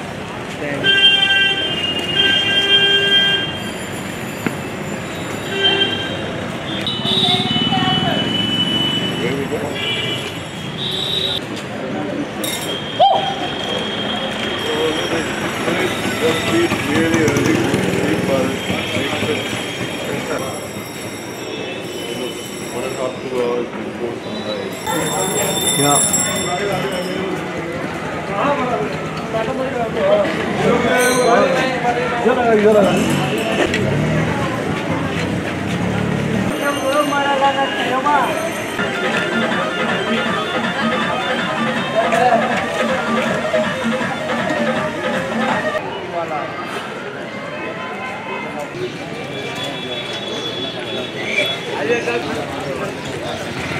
Every Hindu needs the Ganges water. So when the pilgrims come here, they buy big containers to get the Ganges water home.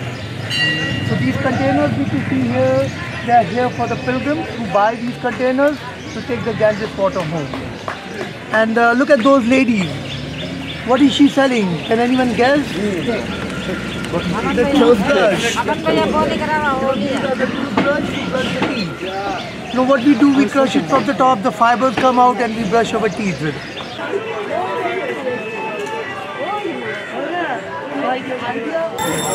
Yeah.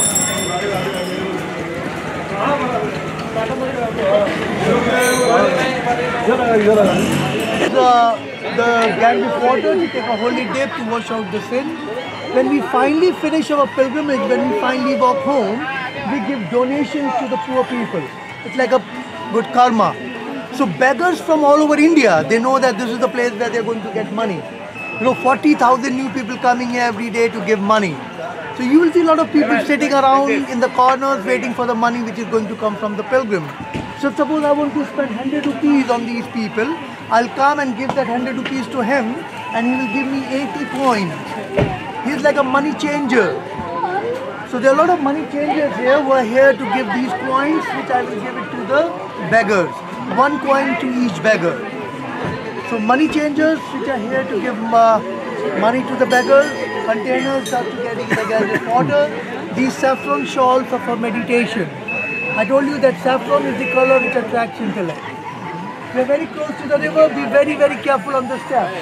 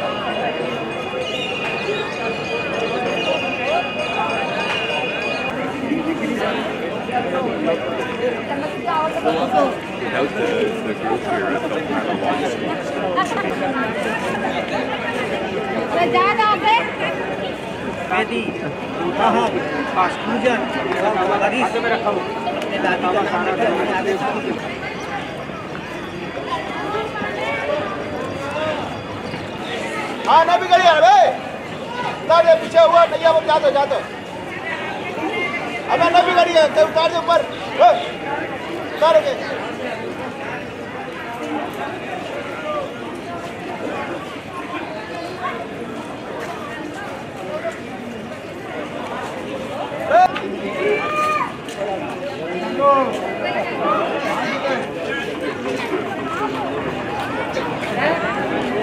itself, which seems like the whole family or from some area, some village, the whole community.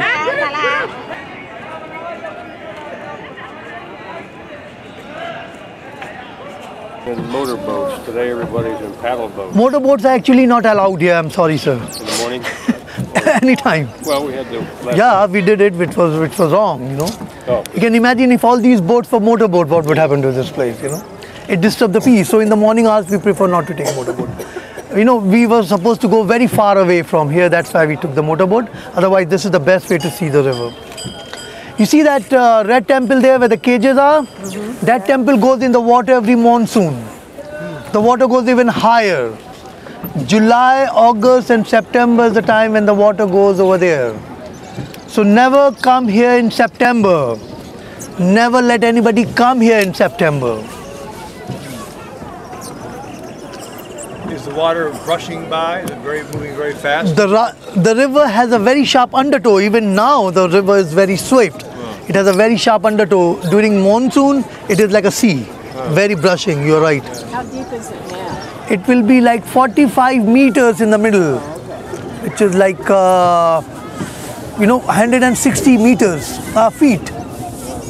Do you remember whether there were gharials ever in this part of the Ganges? In the sister rivers, not in the main river.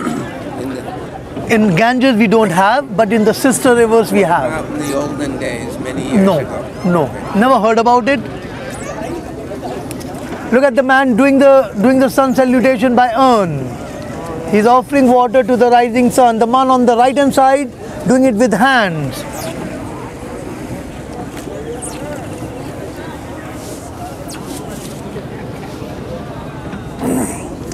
From here onwards you will see no umbrellas.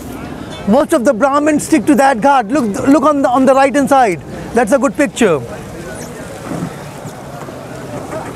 So most of the Brahmins stick there. After this you are going to see no umbrellas.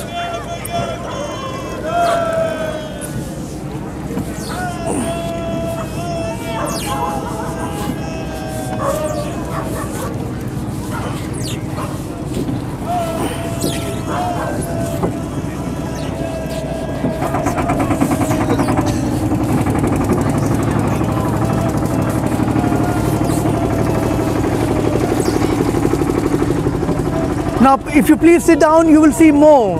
Look at these palaces during the last days to confirm the moksha. This is my favorite palace. 280 years of age, still abandoned. This is the only palace which I believe is abandoned. They are fixing it. They are going to convert this in a guest house someday. क्या बे? अबे भोसड़ी के तो चूतिया हो गया. 280 years of age. You know, the city don't want to commercialize this place, so they don't let big hotels to come here. So there is no Taj, no Oberoi's here. If they want to make something, they'll make a guest house. So this is going to be the most high-end place to stay. You know, you can stay here paying $20 a night, and you can stay here paying $1,000 a night. So this is the 1,000 one. Next time, this is for you. You know, it will be open after 2 months. This is for you, sir. You see this square tower in this palace? Can anyone guess what is that tower for? Nothing religious. The square tower in this palace. Elevator. Good. This is a dumb waiter. Yeah, perhaps the oldest elevator in working condition. It is 280 years old, still working. It was for the king to go up and come down. One of the king of Udaipur, when he moved here, he lived in this palace. If you ever go to Udaipur, the main city palace have the same kind of look. And the water goes up till the balcony. You can see the water marking now. Yeah, see it. Very hard to imagine this river so big. You know, when the river goes up, it brings a lot of silt and deposit with it. So as soon as the river goes down, they start cleaning those silt and deposit. But when they finish cleaning everything, the river comes up again. So it's a continuous process. So the ghats which are not used for bathing purpose, they are always covered with silt and deposit. One more thing which is very interesting, we are not supposed to deform anything. You're not supposed to reconstruct anything or make anything new in between the old heritage building. It is illegal. So you see that pink building over there where the green sheets are? That is an illegal construction. Sitar guest house. So they are pulling it down. And that is where Goldie Hawn stayed when she came here. You know, Goldie Hawn is opening a lot of meditative centers in America and Vancouver. So she comes here looking for consultancy, and this is the place where once she stayed. So people believe that is of Hare Rama, Hare Krishna.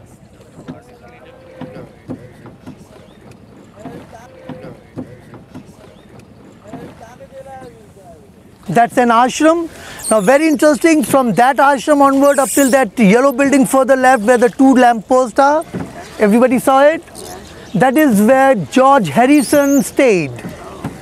You know, George Harrison lived here for 2 years, and that is the place where he once stayed, Vishnu Rest House.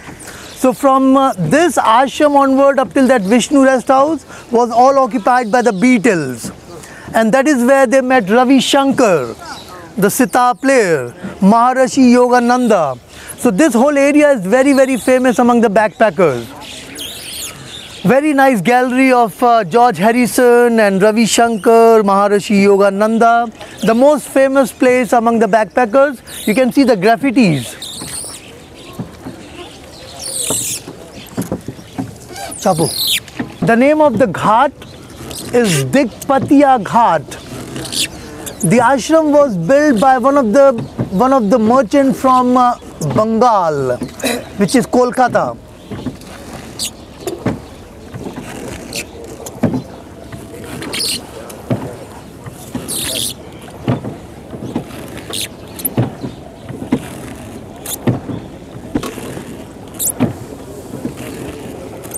Top floors are occupied, the rest of the floors are not used, you know. Actually, they are not made to live in because of the water rising so high. This city has been destroyed and rebuilt many, many times, especially after the Muslim invasion. So the foundation of these buildings are more than 2000 years old. The structures are not that old. This is perhaps the oldest surviving structure we have here, the stone building, where the green window is. This is more than 900 years of age and it is still occupied. It is a residential apartment where people are living since generations. And the house just next to it where the bushes are, you will see the Japanese writing on it. It says House of Kumiko. You know, she is a Japanese woman. She married an Indian poet 40 years back and she's living here along with her husband since then. Very famous in Japan. The new word. A very interesting word, a very important word. The word is dhobi. D-H-O-B-I, dhobi. Every Indian, whether rich or poor, has his own laundryman. We don't do our laundry by ourselves, we have people who do it for us. And we call them dhobi. These dhobis collect the laundry from houses, clean it, dry it, iron it, and deliver it back home. Those people who have washing machine, they also have a dhobi to iron the laundry. If you ever go to Mumbai, which is the commercial capital of India, you're going to see these dhobis doing the laundry right in the heart of the city. You know, thousands of dhobis doing the laundry right in the heart of the city. This is the dhobi ghat of this area. You see that slope on the top there? That is to dry the clothes. They do the laundry on the stones and then they spread it on that slope to dry it. And look what happens when the cow dies.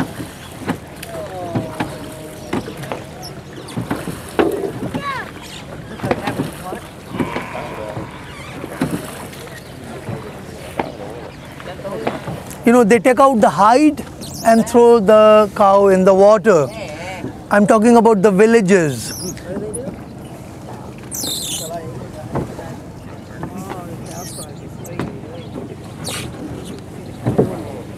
Does anybody ever take it away? Yeah, they are going to. It has just came in the city, you know. It was done in the village somewhere.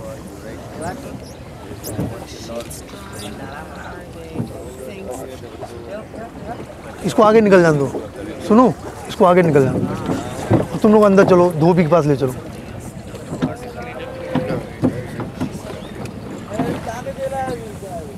So this is the Dhobi Ghat.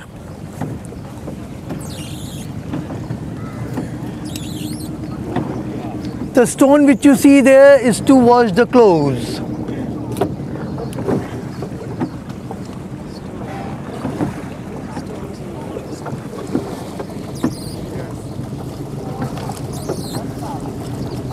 अरे यार मोटा boat मना है, मोटा boat क्यों लेके जा रहे हो तुम लोग? मोटा बोट मना है ना? मोटा बोट मना है ना, हमने मना करवाई है। लेकिन 2 लोग जब रहते हैं तो चल सकते हैं। तब आप लोगों के साथ चल सकते हैं। 2 लोग हैं, हम लोग 2 लोग हैं ना। हमारा वजन हम लोग से ज़्यादा है।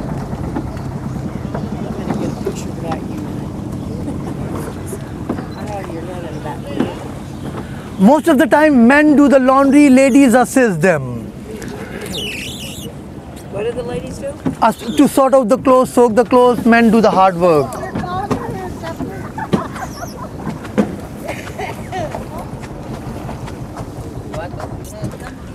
You know, in India we have arranged wedding.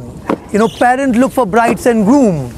These dhobis are very good matchmakers. Really? If I want to marry my daughter, he will be the first man I'll contact. Really?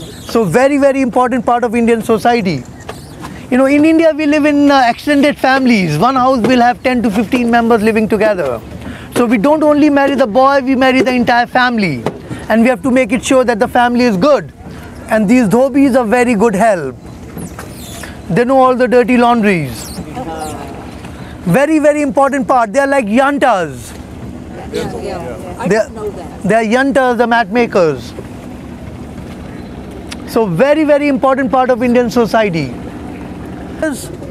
That the highest flood level ever. This is when the water entered the city.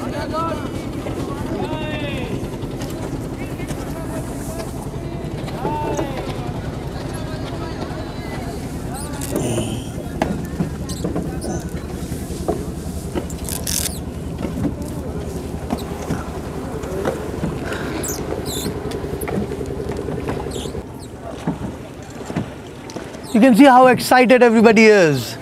Once in the lifetime.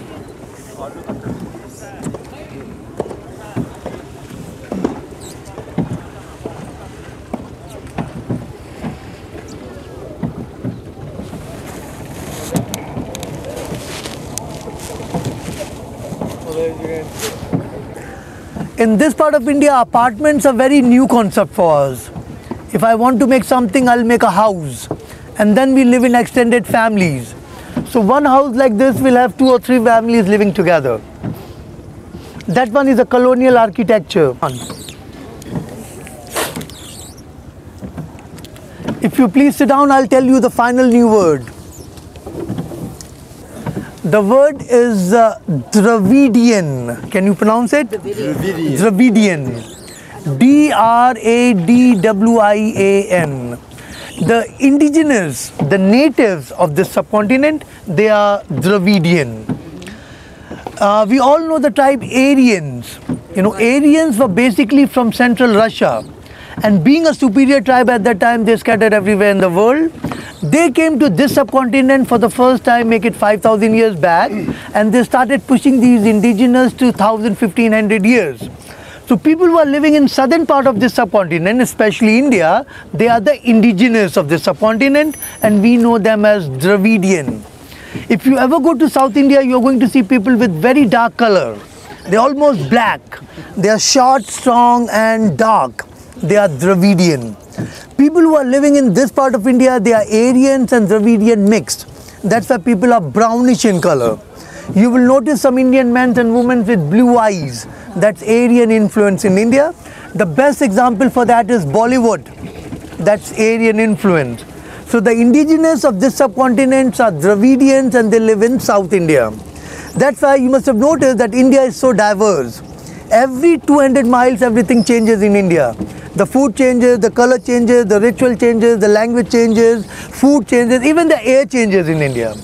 We speak at least 1610 dialects and languages in India. So if suppose I am speaking Hebrew, Dravidians are speaking French. Totally alien from this part. Now 75% Indians are Hindus. So when Dravidians come to Kashi, they have problems communicating with the Brahmins under those umbrellas. Because those Brahmins have their own set of ritual, they have their own language, they have their own way of doing it. So in this 5 miles of area, we have belts for different parts of India. If suppose I come from the northern belt of India, I will go to the northern belt of Kashi. If I come from the Dravidian belt of India, I will go to the Dravidian belt of Kashi. The best example for that is Nepal, where 60% people are Hindus. So when people come here from Nepal, they go to the Nepalese belt of Kashi. If you go to that part, you will find a very big Nepalese temple. The main hospice of the town is Nepalese hospice. Now, from this ghat onwards, you can see the change of the color. From this ghat onwards, 4 or 5 ghats are the Dravidian belt of Kashi. So when the pilgrims come here from South India, this is the place where they end up coming to. Because the priest who lives there, the temple which is here, are all Dravidian. You must have seen a lot of palaces and forts in northern part. The king of northern India spent the money on palaces and forts. Dravidian kings spend their money on temples. So the temples which are famous of India, most of them are Dravidian temple. And the architecture of Dravidian temples are totally different from this part of India. Here the temples are made to look like a spire. Dravidian temples are made to look like a chariot. They paint the temple with very, very bright colors, almost every color possible. And the deity is always shown outside the temple. And we know those temples as Dravidian temple. This is again a dhobi ghat. You can see the dhobis doing the laundry. I noticed when I was in Bangladesh, especially the workers were just black, and short. Dravidian. I wondered about that because they didn't look like anyone else. तुम नहीं बोल सकते हो क्या? बोलो. अब हम चुप हो गए, बोलो. Look at the color. The colors are changing. So now we are getting closer to the main Dravidian temple of the town, where Dravidians come when they come to Kashi. These dhobis have a very tough job. Yeah. You know, imagine standing in the water for 4 or 5 hours like this. Banging the clothes on the rocks. That's a hard job. I was in Australia recently and I saw an advertisement of a washing machine. So they first showed these dhobis doing the laundry, hitting it on the rocks. And then they showed the washing machine and they said that now the problem is finished. Wash your clothes in this machine. So the lady was hitting the clothes on the rocks. She turned back and started hitting that on the washing machine. And she said, oh, it's very, very strong. So washing clothes like this is in our blood. Is there any significance to washing the clothes in the Ganges? Is there any significance of washing the clothes in the Ganges? If you wash your clothes in the Ganges like this, the clothes become holy. You know, after 10 days, they get a lot of holes in it.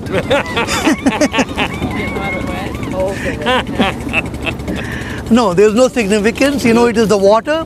Wherever there's a water, you use it to wash the laundry. Since we have a big river, they use it as a laundry. This river is used for everything.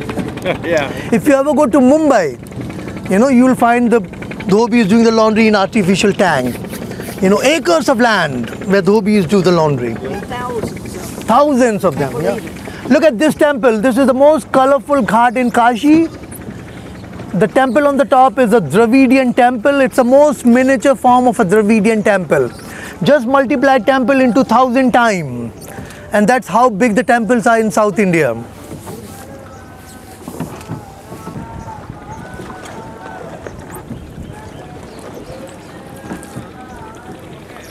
This is also something interesting. These are brass containers to carry the Ganges water home. You know, every Hindu needs a Ganges water, so people come, buy these containers, fill the Ganges water, and you can screw it. And this is the best gift I can give it to my friends and relatives. Look at this, how colorful the temple is. How are 100 rupees? It will cost you 100 rupees. Yes, right. If anyone wants to get it, it will cost you 100 rupees and he will fill the water in it. But if you are filling water in it, before you put in the luggage, you put it in the plastic bag just to make it sure that it is not spilling. I want you all to see this first. This is the most colorful temple. Chapo, chapo, beta, chapo. Abhi वापस चलना है. हाँ. This one looks like a painting. It is. It's beautiful. Yeah, it's very beautiful.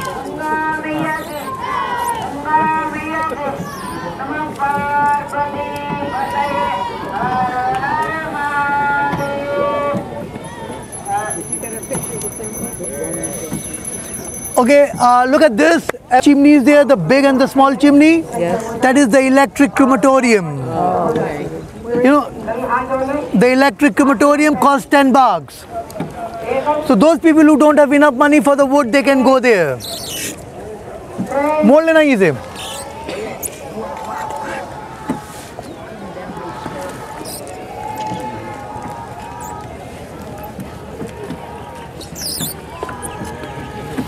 You know, the youngest student I know here is not more than 5 years of age.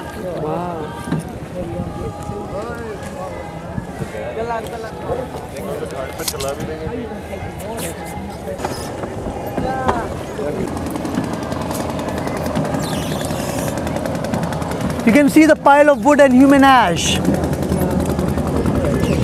After his enlightenment, you know, Buddha got enlightened 150 miles away from here. After his enlightenment, Buddha decided to come to Kashi to give his first lecture in the city of light and knowledge. And the book says that when Buddha came to Kashi, he lived on the other side of the river. So in the Buddhist world, the other side is treated as a very, very sacred site. For them, that whole area is the golden sand. So when Buddhists come here, they go on the other side to collect sand from there. And they use that sand during their prayers, especially people from Thailand, when they come here, they go on the other side. So you see all those people on the other side? Not all of them, but most of them will be Buddhists, and the idea is to collect sand from there.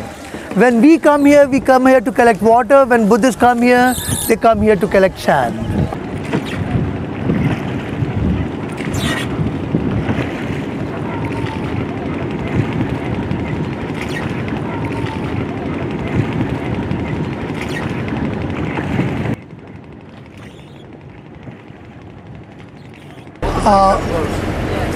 There are several ways to finish the body. There are several ceremonies done in the world, you know, to bury the body. There are 4 or 5 types of burial. You know, we have soil burial, we have fire burial, we saw it tonight. We have the sky burial, we have water burial, you know, different kind of burial. Till our independence, 3 types of bodies were not cremated. One was of an infant, the second was of a pregnant woman, and the third was of a man who was bitten by a snake. These 3 bodies were not cremated. The belief was that the first 2 bodies, the infant and the pregnant woman, the elements were not completed. And the third body, the elements were destroyed. So instead of cremating those bodies, we used to tie those bodies with a big heavy stone, go in the middle of the river and sink it in the river. That was the water burial. And what used to happen, most of the time the stone used to untie and the body used to pop up. And we used to see bodies floating in the river. If you read about this place, you are going to read about it. Bodies floating on the Ganges. So those are the 3 bodies which we see floating on the Ganges. Now it is illegal. Now those types of bodies are cremated by electric. We have an electric crematorium too. So these 3 bodies are now cremated by the electric. But in the villages, even today, they still do the water burial. And we do see sometimes bodies floating on the Ganges. Once I was with a big group and I was telling them the same story, and I told them that look, nowadays we don't see any dead bodies floating in the Ganges. And there was a lady sitting right next to me, and she said, okay, so what is that? And there was a body floating in the Ganges. You know, when the Aryans came to India, India. Most of the tribes living in India were very nomadic. They didn't have the sense of living, you know. So Aryans organized everything. And they divided the society into 4 groups. So they made a group of priests, then they made a group of rulers, they made a group of merchants, and those groups were working people. They were from the captured people, the Dravidians, the slaves, you know. And that's how the caste system started. There's nothing polite. You have to take pictures and walk. Everybody knows that that's why you are here. And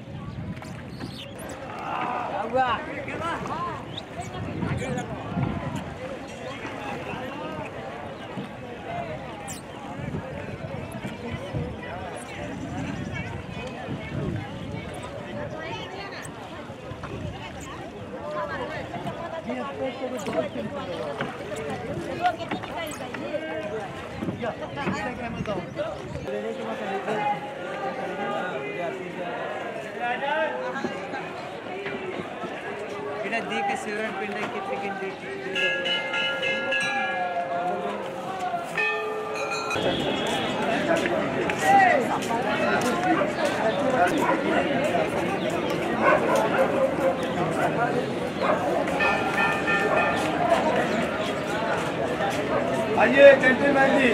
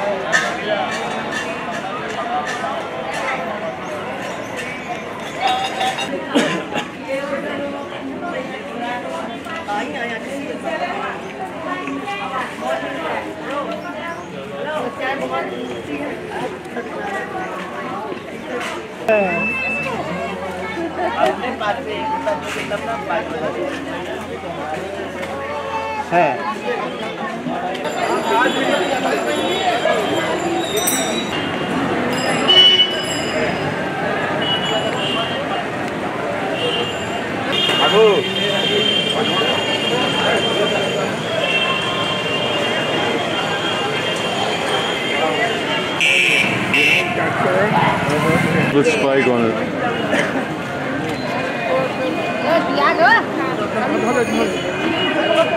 Now 7:30 in the morning. This is Monday morning, the 9th of March. To buy vegetables, but this is actually a wholesale vegetable market, and the vendors, you know, who sell vegetables door to door, for them this is a big spot.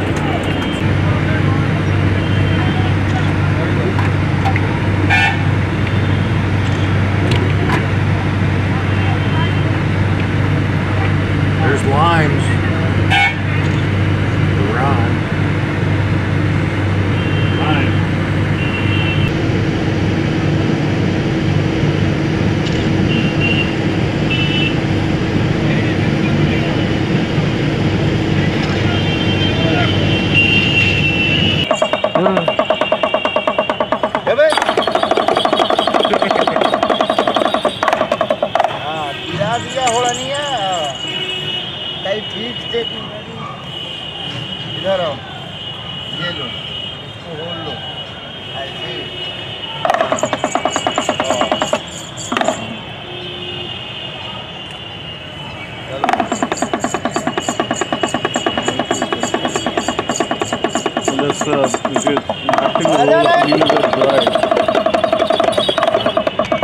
room jumping there. कर लो हाँ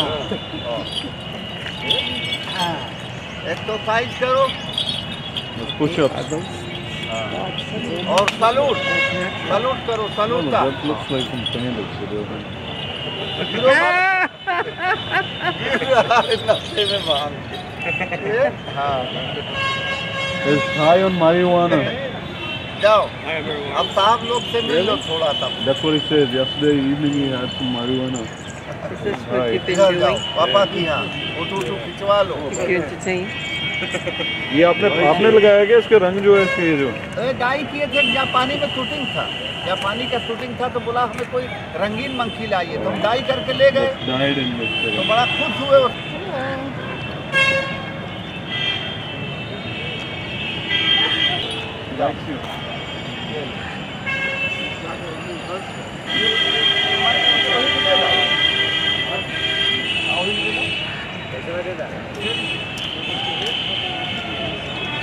इसको भी तो दे सकते हैं मंदिर हाँ हाँ जाता है तो head you can give the money to him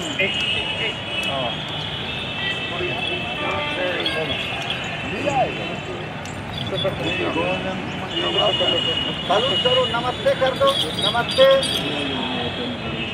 क्या ले जाता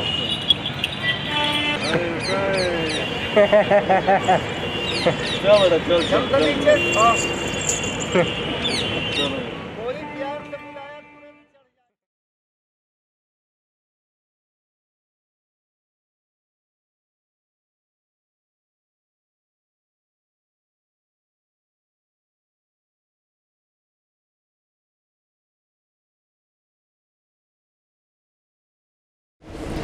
So the name of the place is Sarnath, S-A-R-N-A-T-H.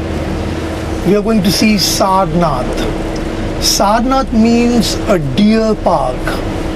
A deer park. Deer like deer. Animal, yeah, the deer. So the idea is to see the deer park where 2550 years back Buddha gave his first sermon. So in other words we can say that Sarnath is the place from where Buddhism started. It is the birthplace of Buddhism. So all these Japanese, Chinese, Koreans, Asians we see here, they all come here to see Sarnath, to see the place where Buddha gave his first sermon. We are talking about religions here. The biggest religion of the world is Christianity. The second biggest is Islam. The third is Hinduism, and the fourth is Buddhism. So we have seen the most holiest grounds in the Hindu world. Now we are going to see the most holiest grounds in the Buddhist world. Beside Ganga Ji, we have two more rivers in the city. One is in the north, which is Varuna, V-A-R-U-N-A. And the second river is in the south called Assi, A-S-S-I, Assi. So the land between Varuna and Assi is Varanasi, like Budapest. Buddha and Pest makes Budapest, Varuna and Assi makes Varanasi.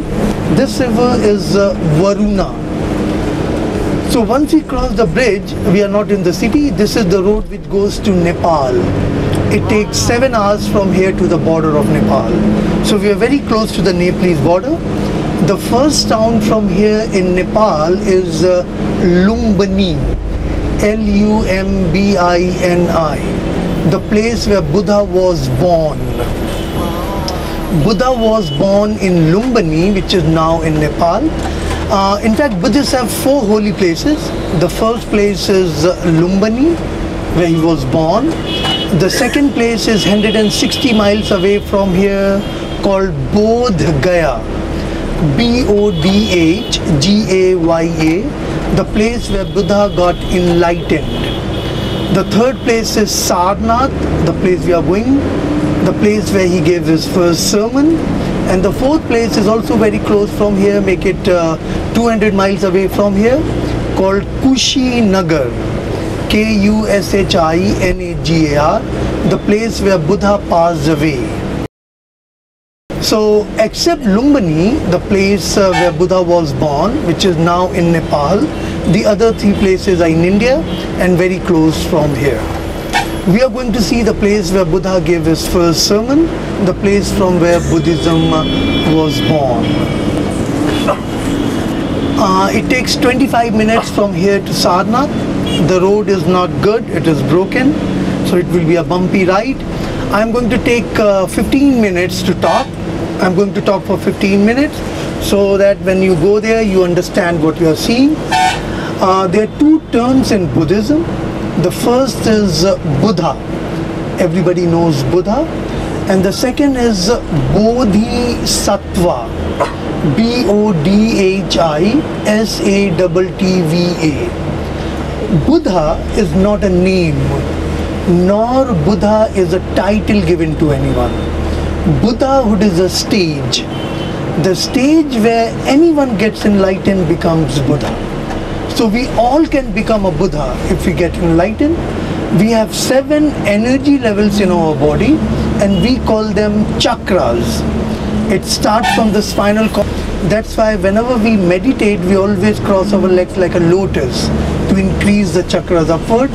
The point where we put the red dot is the 6th chakra, and above in the middle of the skull is the 7th. And if anyone reaches the 7th chakra, he gets enlightened, becomes Buddha. If you ever see a Hindu with a shaved head, we saw a lot of people getting shaved this morning. Whenever we shave our head, we leave a small tail behind our head. That represents the 7th chakra. If you ever see the statue of Buddha, you're going to see a bun on his head. That represents the 7th chakra. So if anyone reaches the 7th chakra, he gets enlightened, becomes Buddha. The second term is Bodhisattva, which means the one who is about to get enlightened. One step before enlightenment is a Bodhisattva. The belief is that Bodhisattvas are the people who can get enlightened, but they have refused it because they think that it will be a selfishness to go to the way of enlightenment, leaving us behind. They want all of us to go to the way of enlightenment. So they prefer to stay here and they wait for all of us to go to the way of enlightenment. There are many Bodhisattvas in the Buddhist world. The present Bodhisattva is Dalai Lama. He is the one they believe can get enlightened, but he has preferred to stay here and he's waiting for all of us to go to the way of enlightenment. So Buddha means the enlightened one, Bodhisattva means the one who's about or can get enlightened. Coming back to Buddha, it is very easy to say, but it is a very difficult task to achieve. Once in 2000 years, 3000 years, somebody somewhere in the world gets enlightened, becomes Buddha. So if I take names, for me, Jesus Christ is Buddha. He is an enlightened man. Moses is Buddha. Muhammad is Buddha. You know, these people were enlightened people of their days, so we can call them Buddha. Here in India, Prince Siddhartha, Siddhartha, Herman Hesse wrote a book called Siddhartha.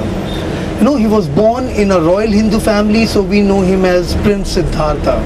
He lived with the Hindus till the age of 26, got married with a Hindu, got educated like a Hindu, and then he decided to renounce everything, go in the hills to get enlightened, which he finally did, became Buddha.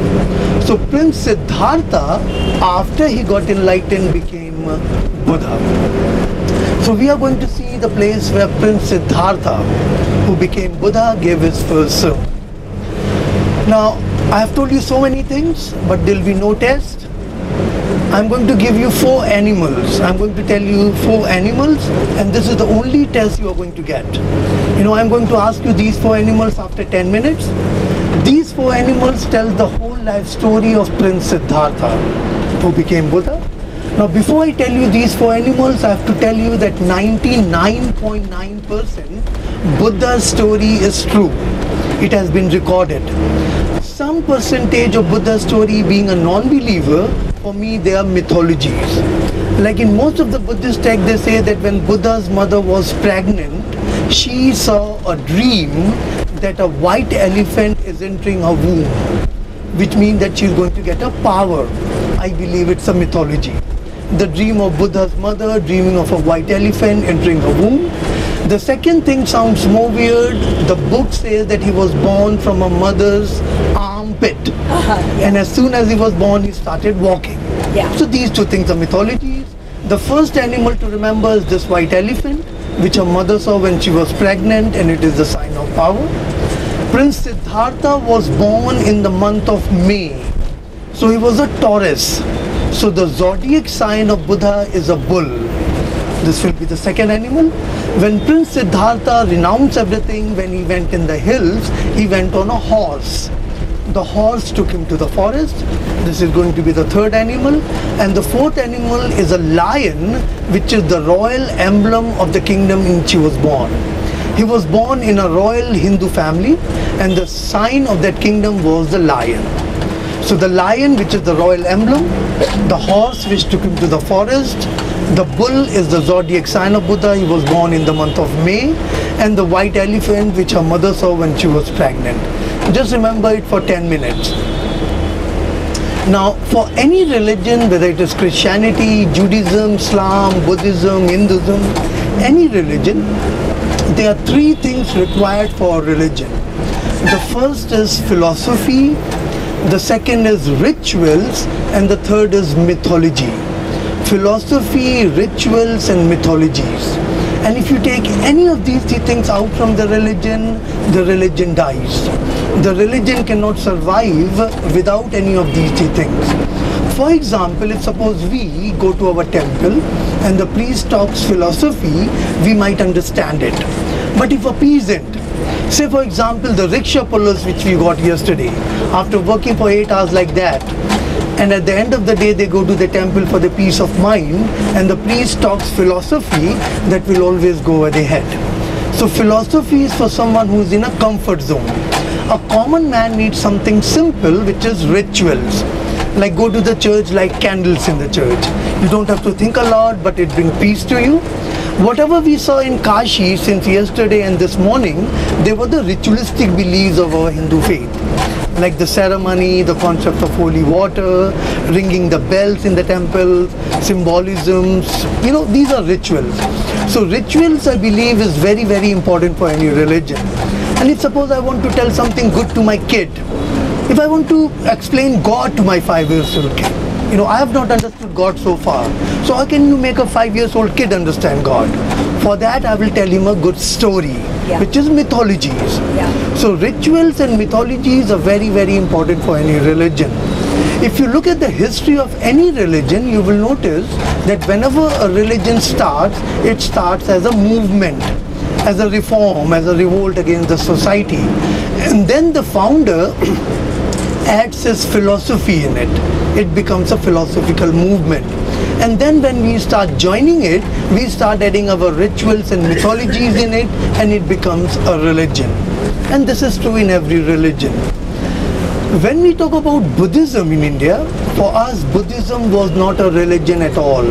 It was a movement started by Prince Siddhartha.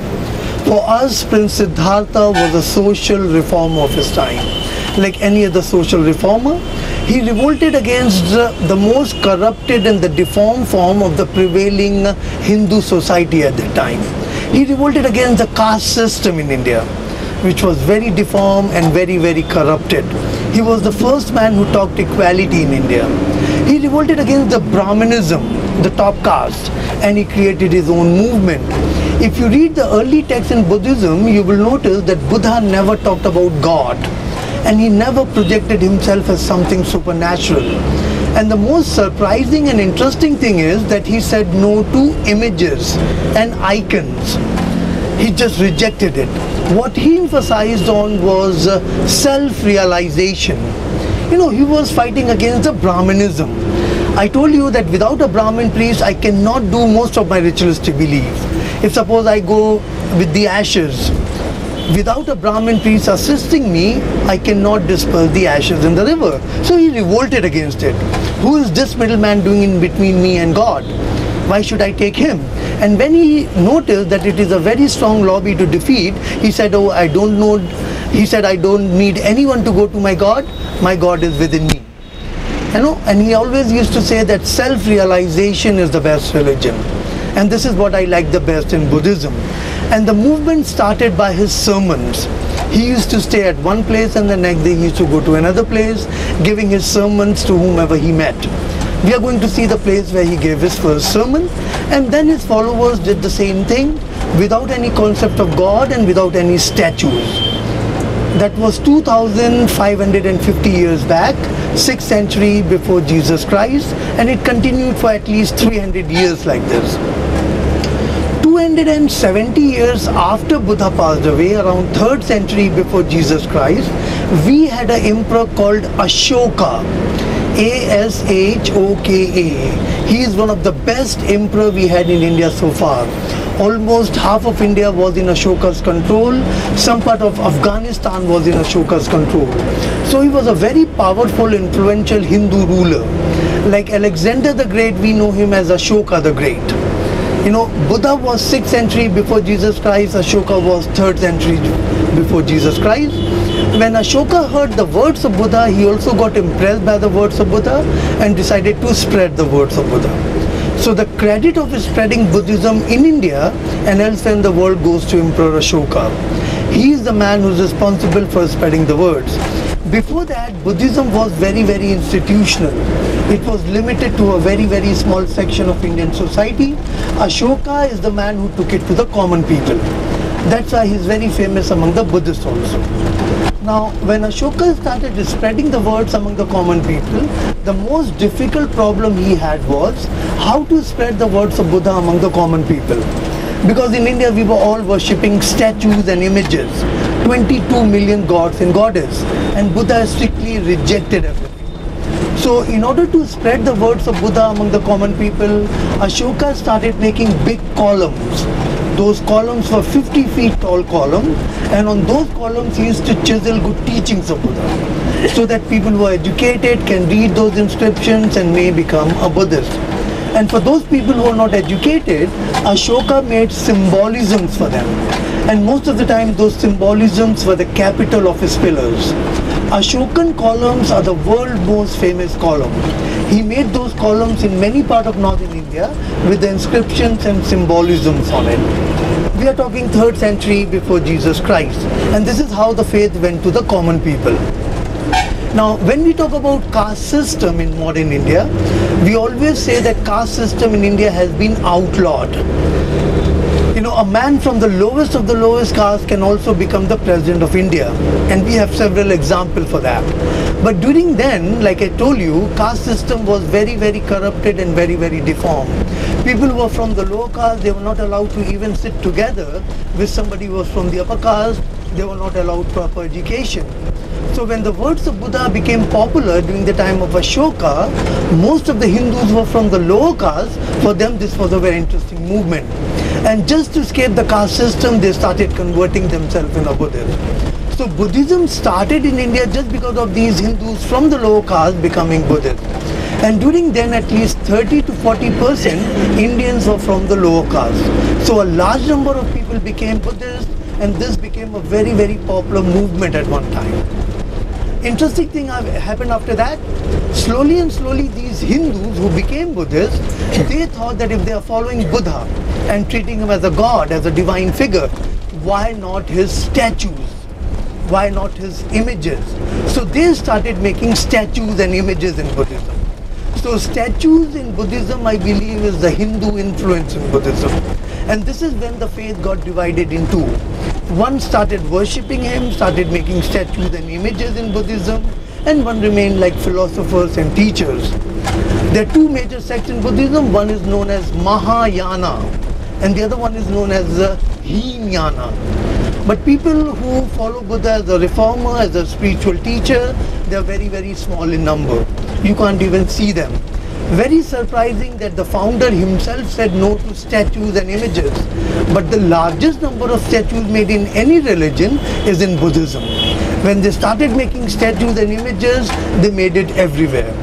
Buddha would have cried, would have seen it. So very quickly I'm going to repeat the dates again. 6th century before Common Era was Buddha.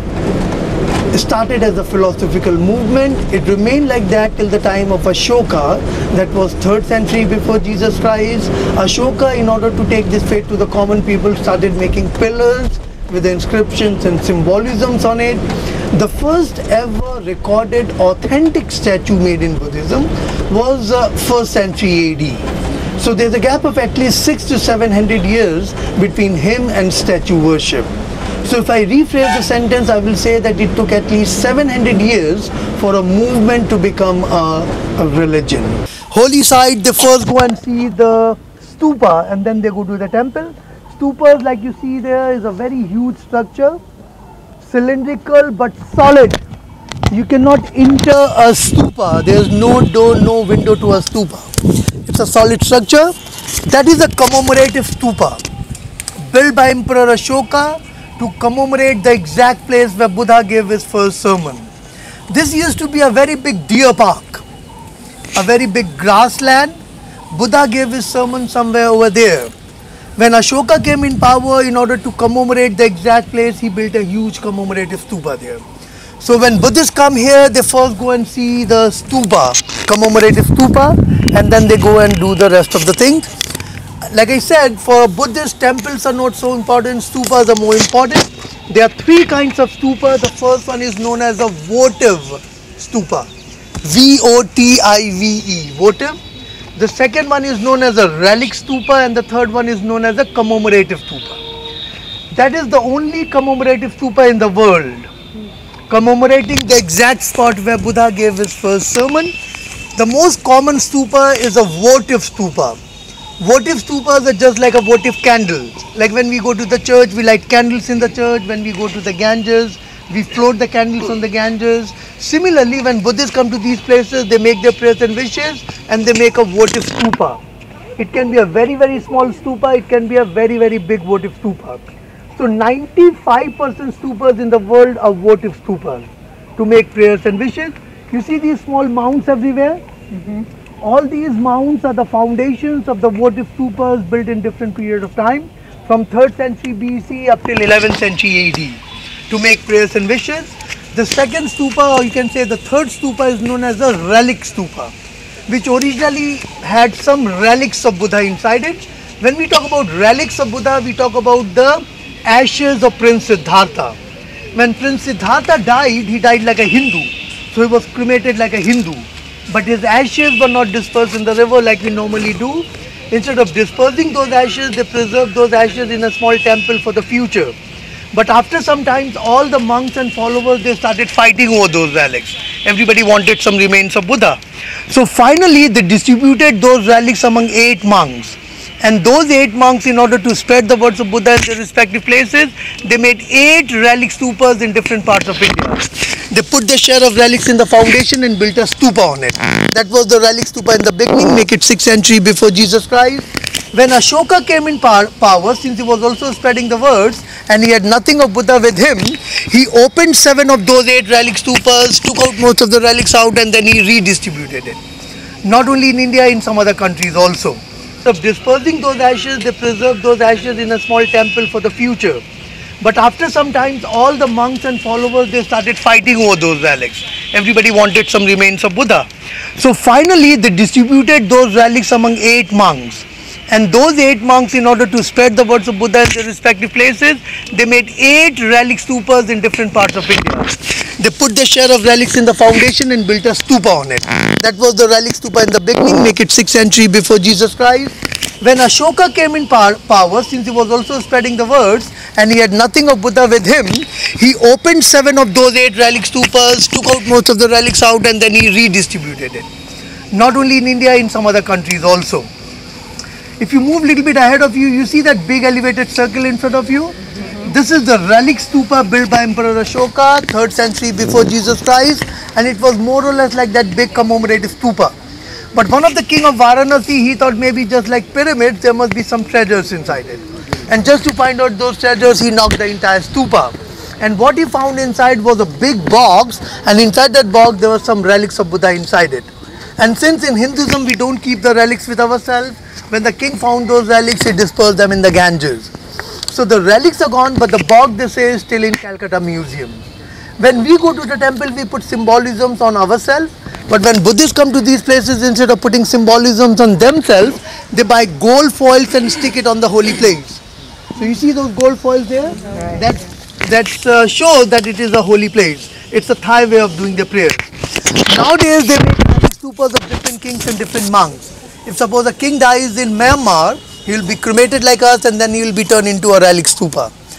In India, Buddhism became minority, but we still had a lot of relics of Buddha in the museum, temples, monasteries, everywhere. So out of friendship gesture, we gave those relics to many Buddhist countries, and those Buddhist countries made a lot of relic stupas. So relic stupa is also now a common stupa. This is the only place in the entire world where we have all the three kinds of stupa. Commemorative stupa, the place where Buddha gave his first sermon. A relic stupa which is broken, and votive stupas almost everywhere. That commemorative stupa is the world's most tallest, 45 meters. The world's most oldest, 3rd century before Jesus Christ, and the world's most holiest stupa, commemorating the exact spot where Buddha gave his first sermon, the place from where the religion started. Originally there were no niches on the commemorative stupa, but when they started making statues, they started making niches and started putting statues in it. Those niches were made later on. So this used to be a very, very big deer park. Buddha gave his sermon somewhere where that commemorative stupa is. But after the sermon, the place became popular among the visitors and they started visiting. But during the monsoon, they used to have problems for shelter. So the kings of those days started making small shelters and monasteries here so that the monks can stay here during the monsoon time too. And it continued for 300 years. But when Ashoka came in power, he converted this place into a very, very huge place. First of all, he made a commemorative stupa to commemorate the exact place.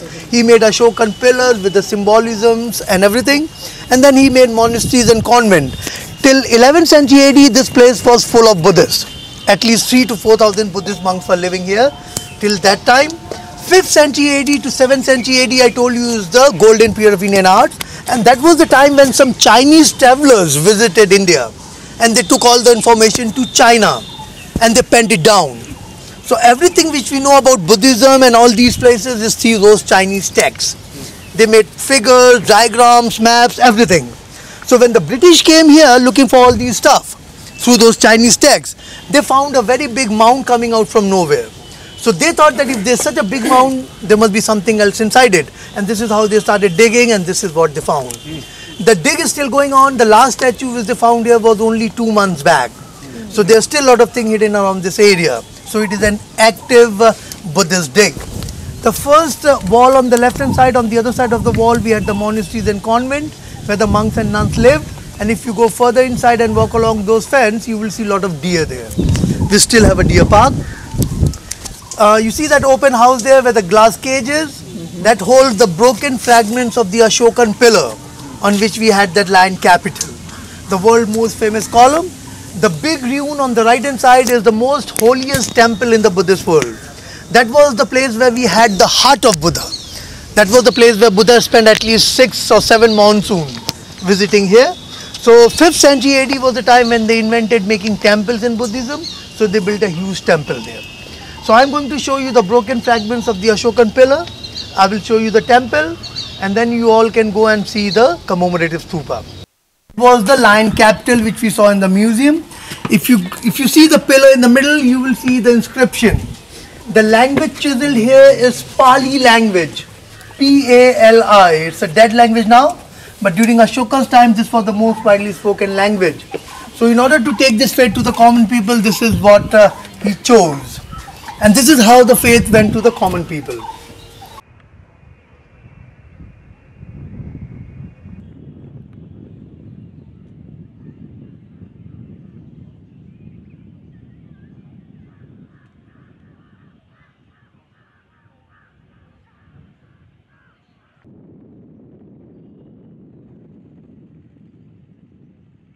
Everything around the world.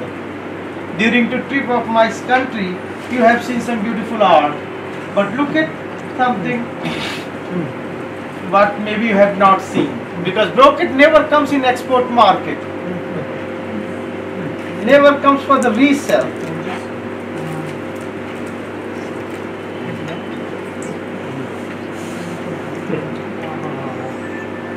See it now, the beauty, feeling, because in your country you have silk from China, Thailand, Vietnam. That is something different. Indian silk is something different. That's why we don't have any competition with China, and it has not with the silver workmanship. So this can be washed in home.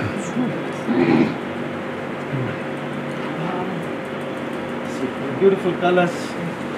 If you love some light color, this kind of product in your hotel, on the bed, end of the bed, you call bed runner or bed is cut something, no?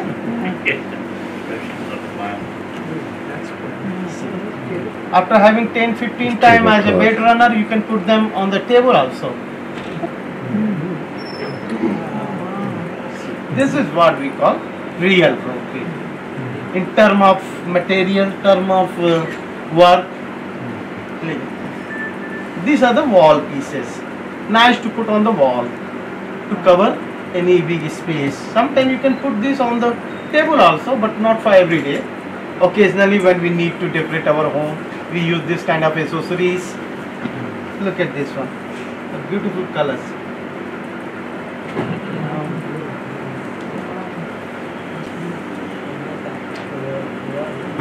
This is for the card table. It's a bridge table. Look at this, is the same thing, but because on my looms we cannot do many sizes. We have limitation of the size. We can play only with the color, only with the design, only with the quality, but not with the size. So this is the, again same size for the table runner, bed runner. I want to show you the most beautiful one, like a Taj Mahal. This is the art which is the most difficult what we can do by the jacquard. Nothing can be do better than this. Nothing can be time taking than this.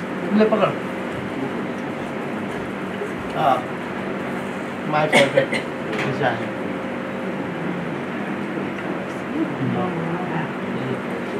Wow. These are the real art. We recognize the art because of these things. And you can imagine when the jacquard can do this much beautiful art, so what will be the result with the old technique? Old technique. And with one proud I can say something like this. In the life you have seen many beautiful things, but nothing like this.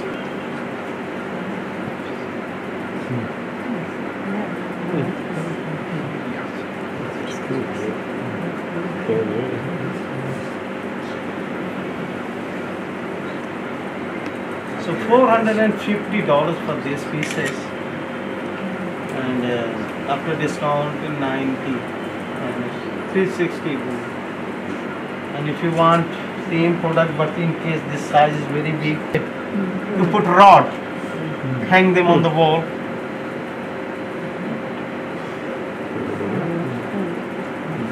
To work on these things.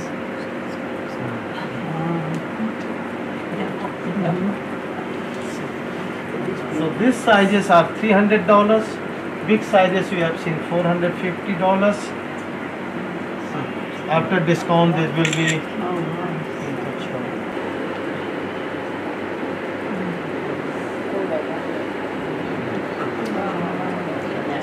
this is the advantage of the old technique.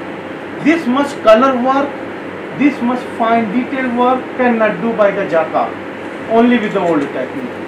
And this is the very rare size, because two people working on this piece and they can do minimum, if they work honestly, they can do 20-22 days minimum. And look at the work. Yeah, please take the photo, then I will show you the beauty of this piece. Because when you want to feel the feeling of artist, I think he has done individually on the piece.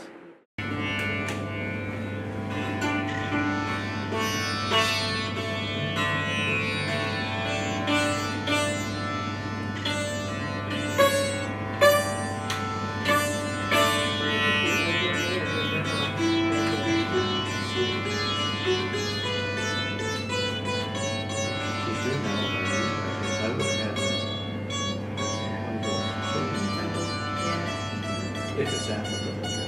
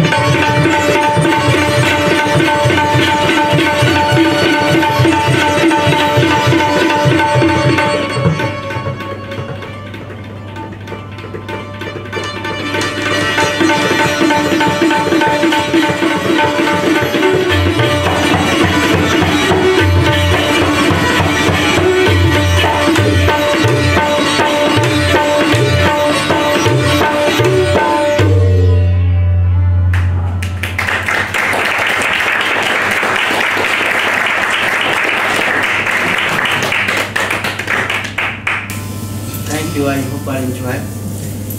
This is the Indian classical music. Then one mixed music, and then after you how you like that.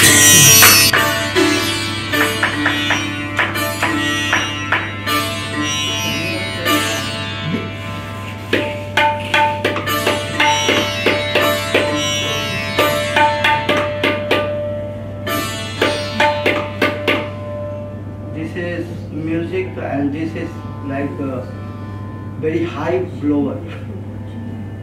Very high blower come to too much sweat.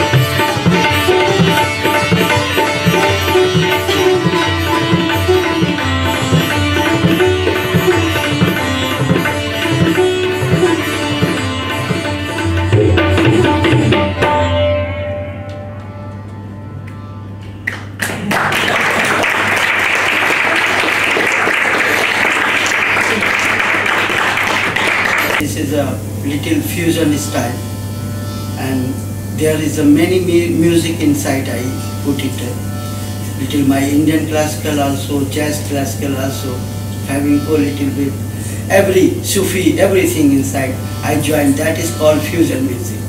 Fusion with mix. So that is a mix. I hope you are also enjoying.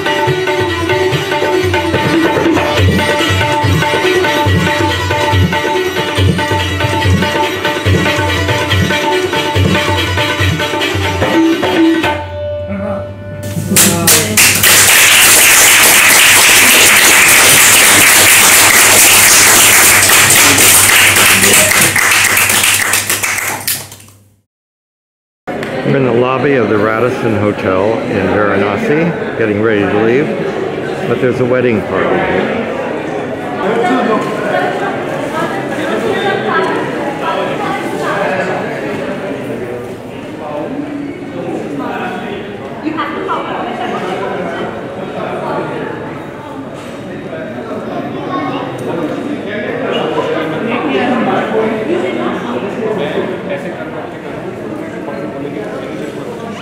काजल डाल देते अच्छा सा thick काजल बना तो cartoon ऐसा लगे नहीं just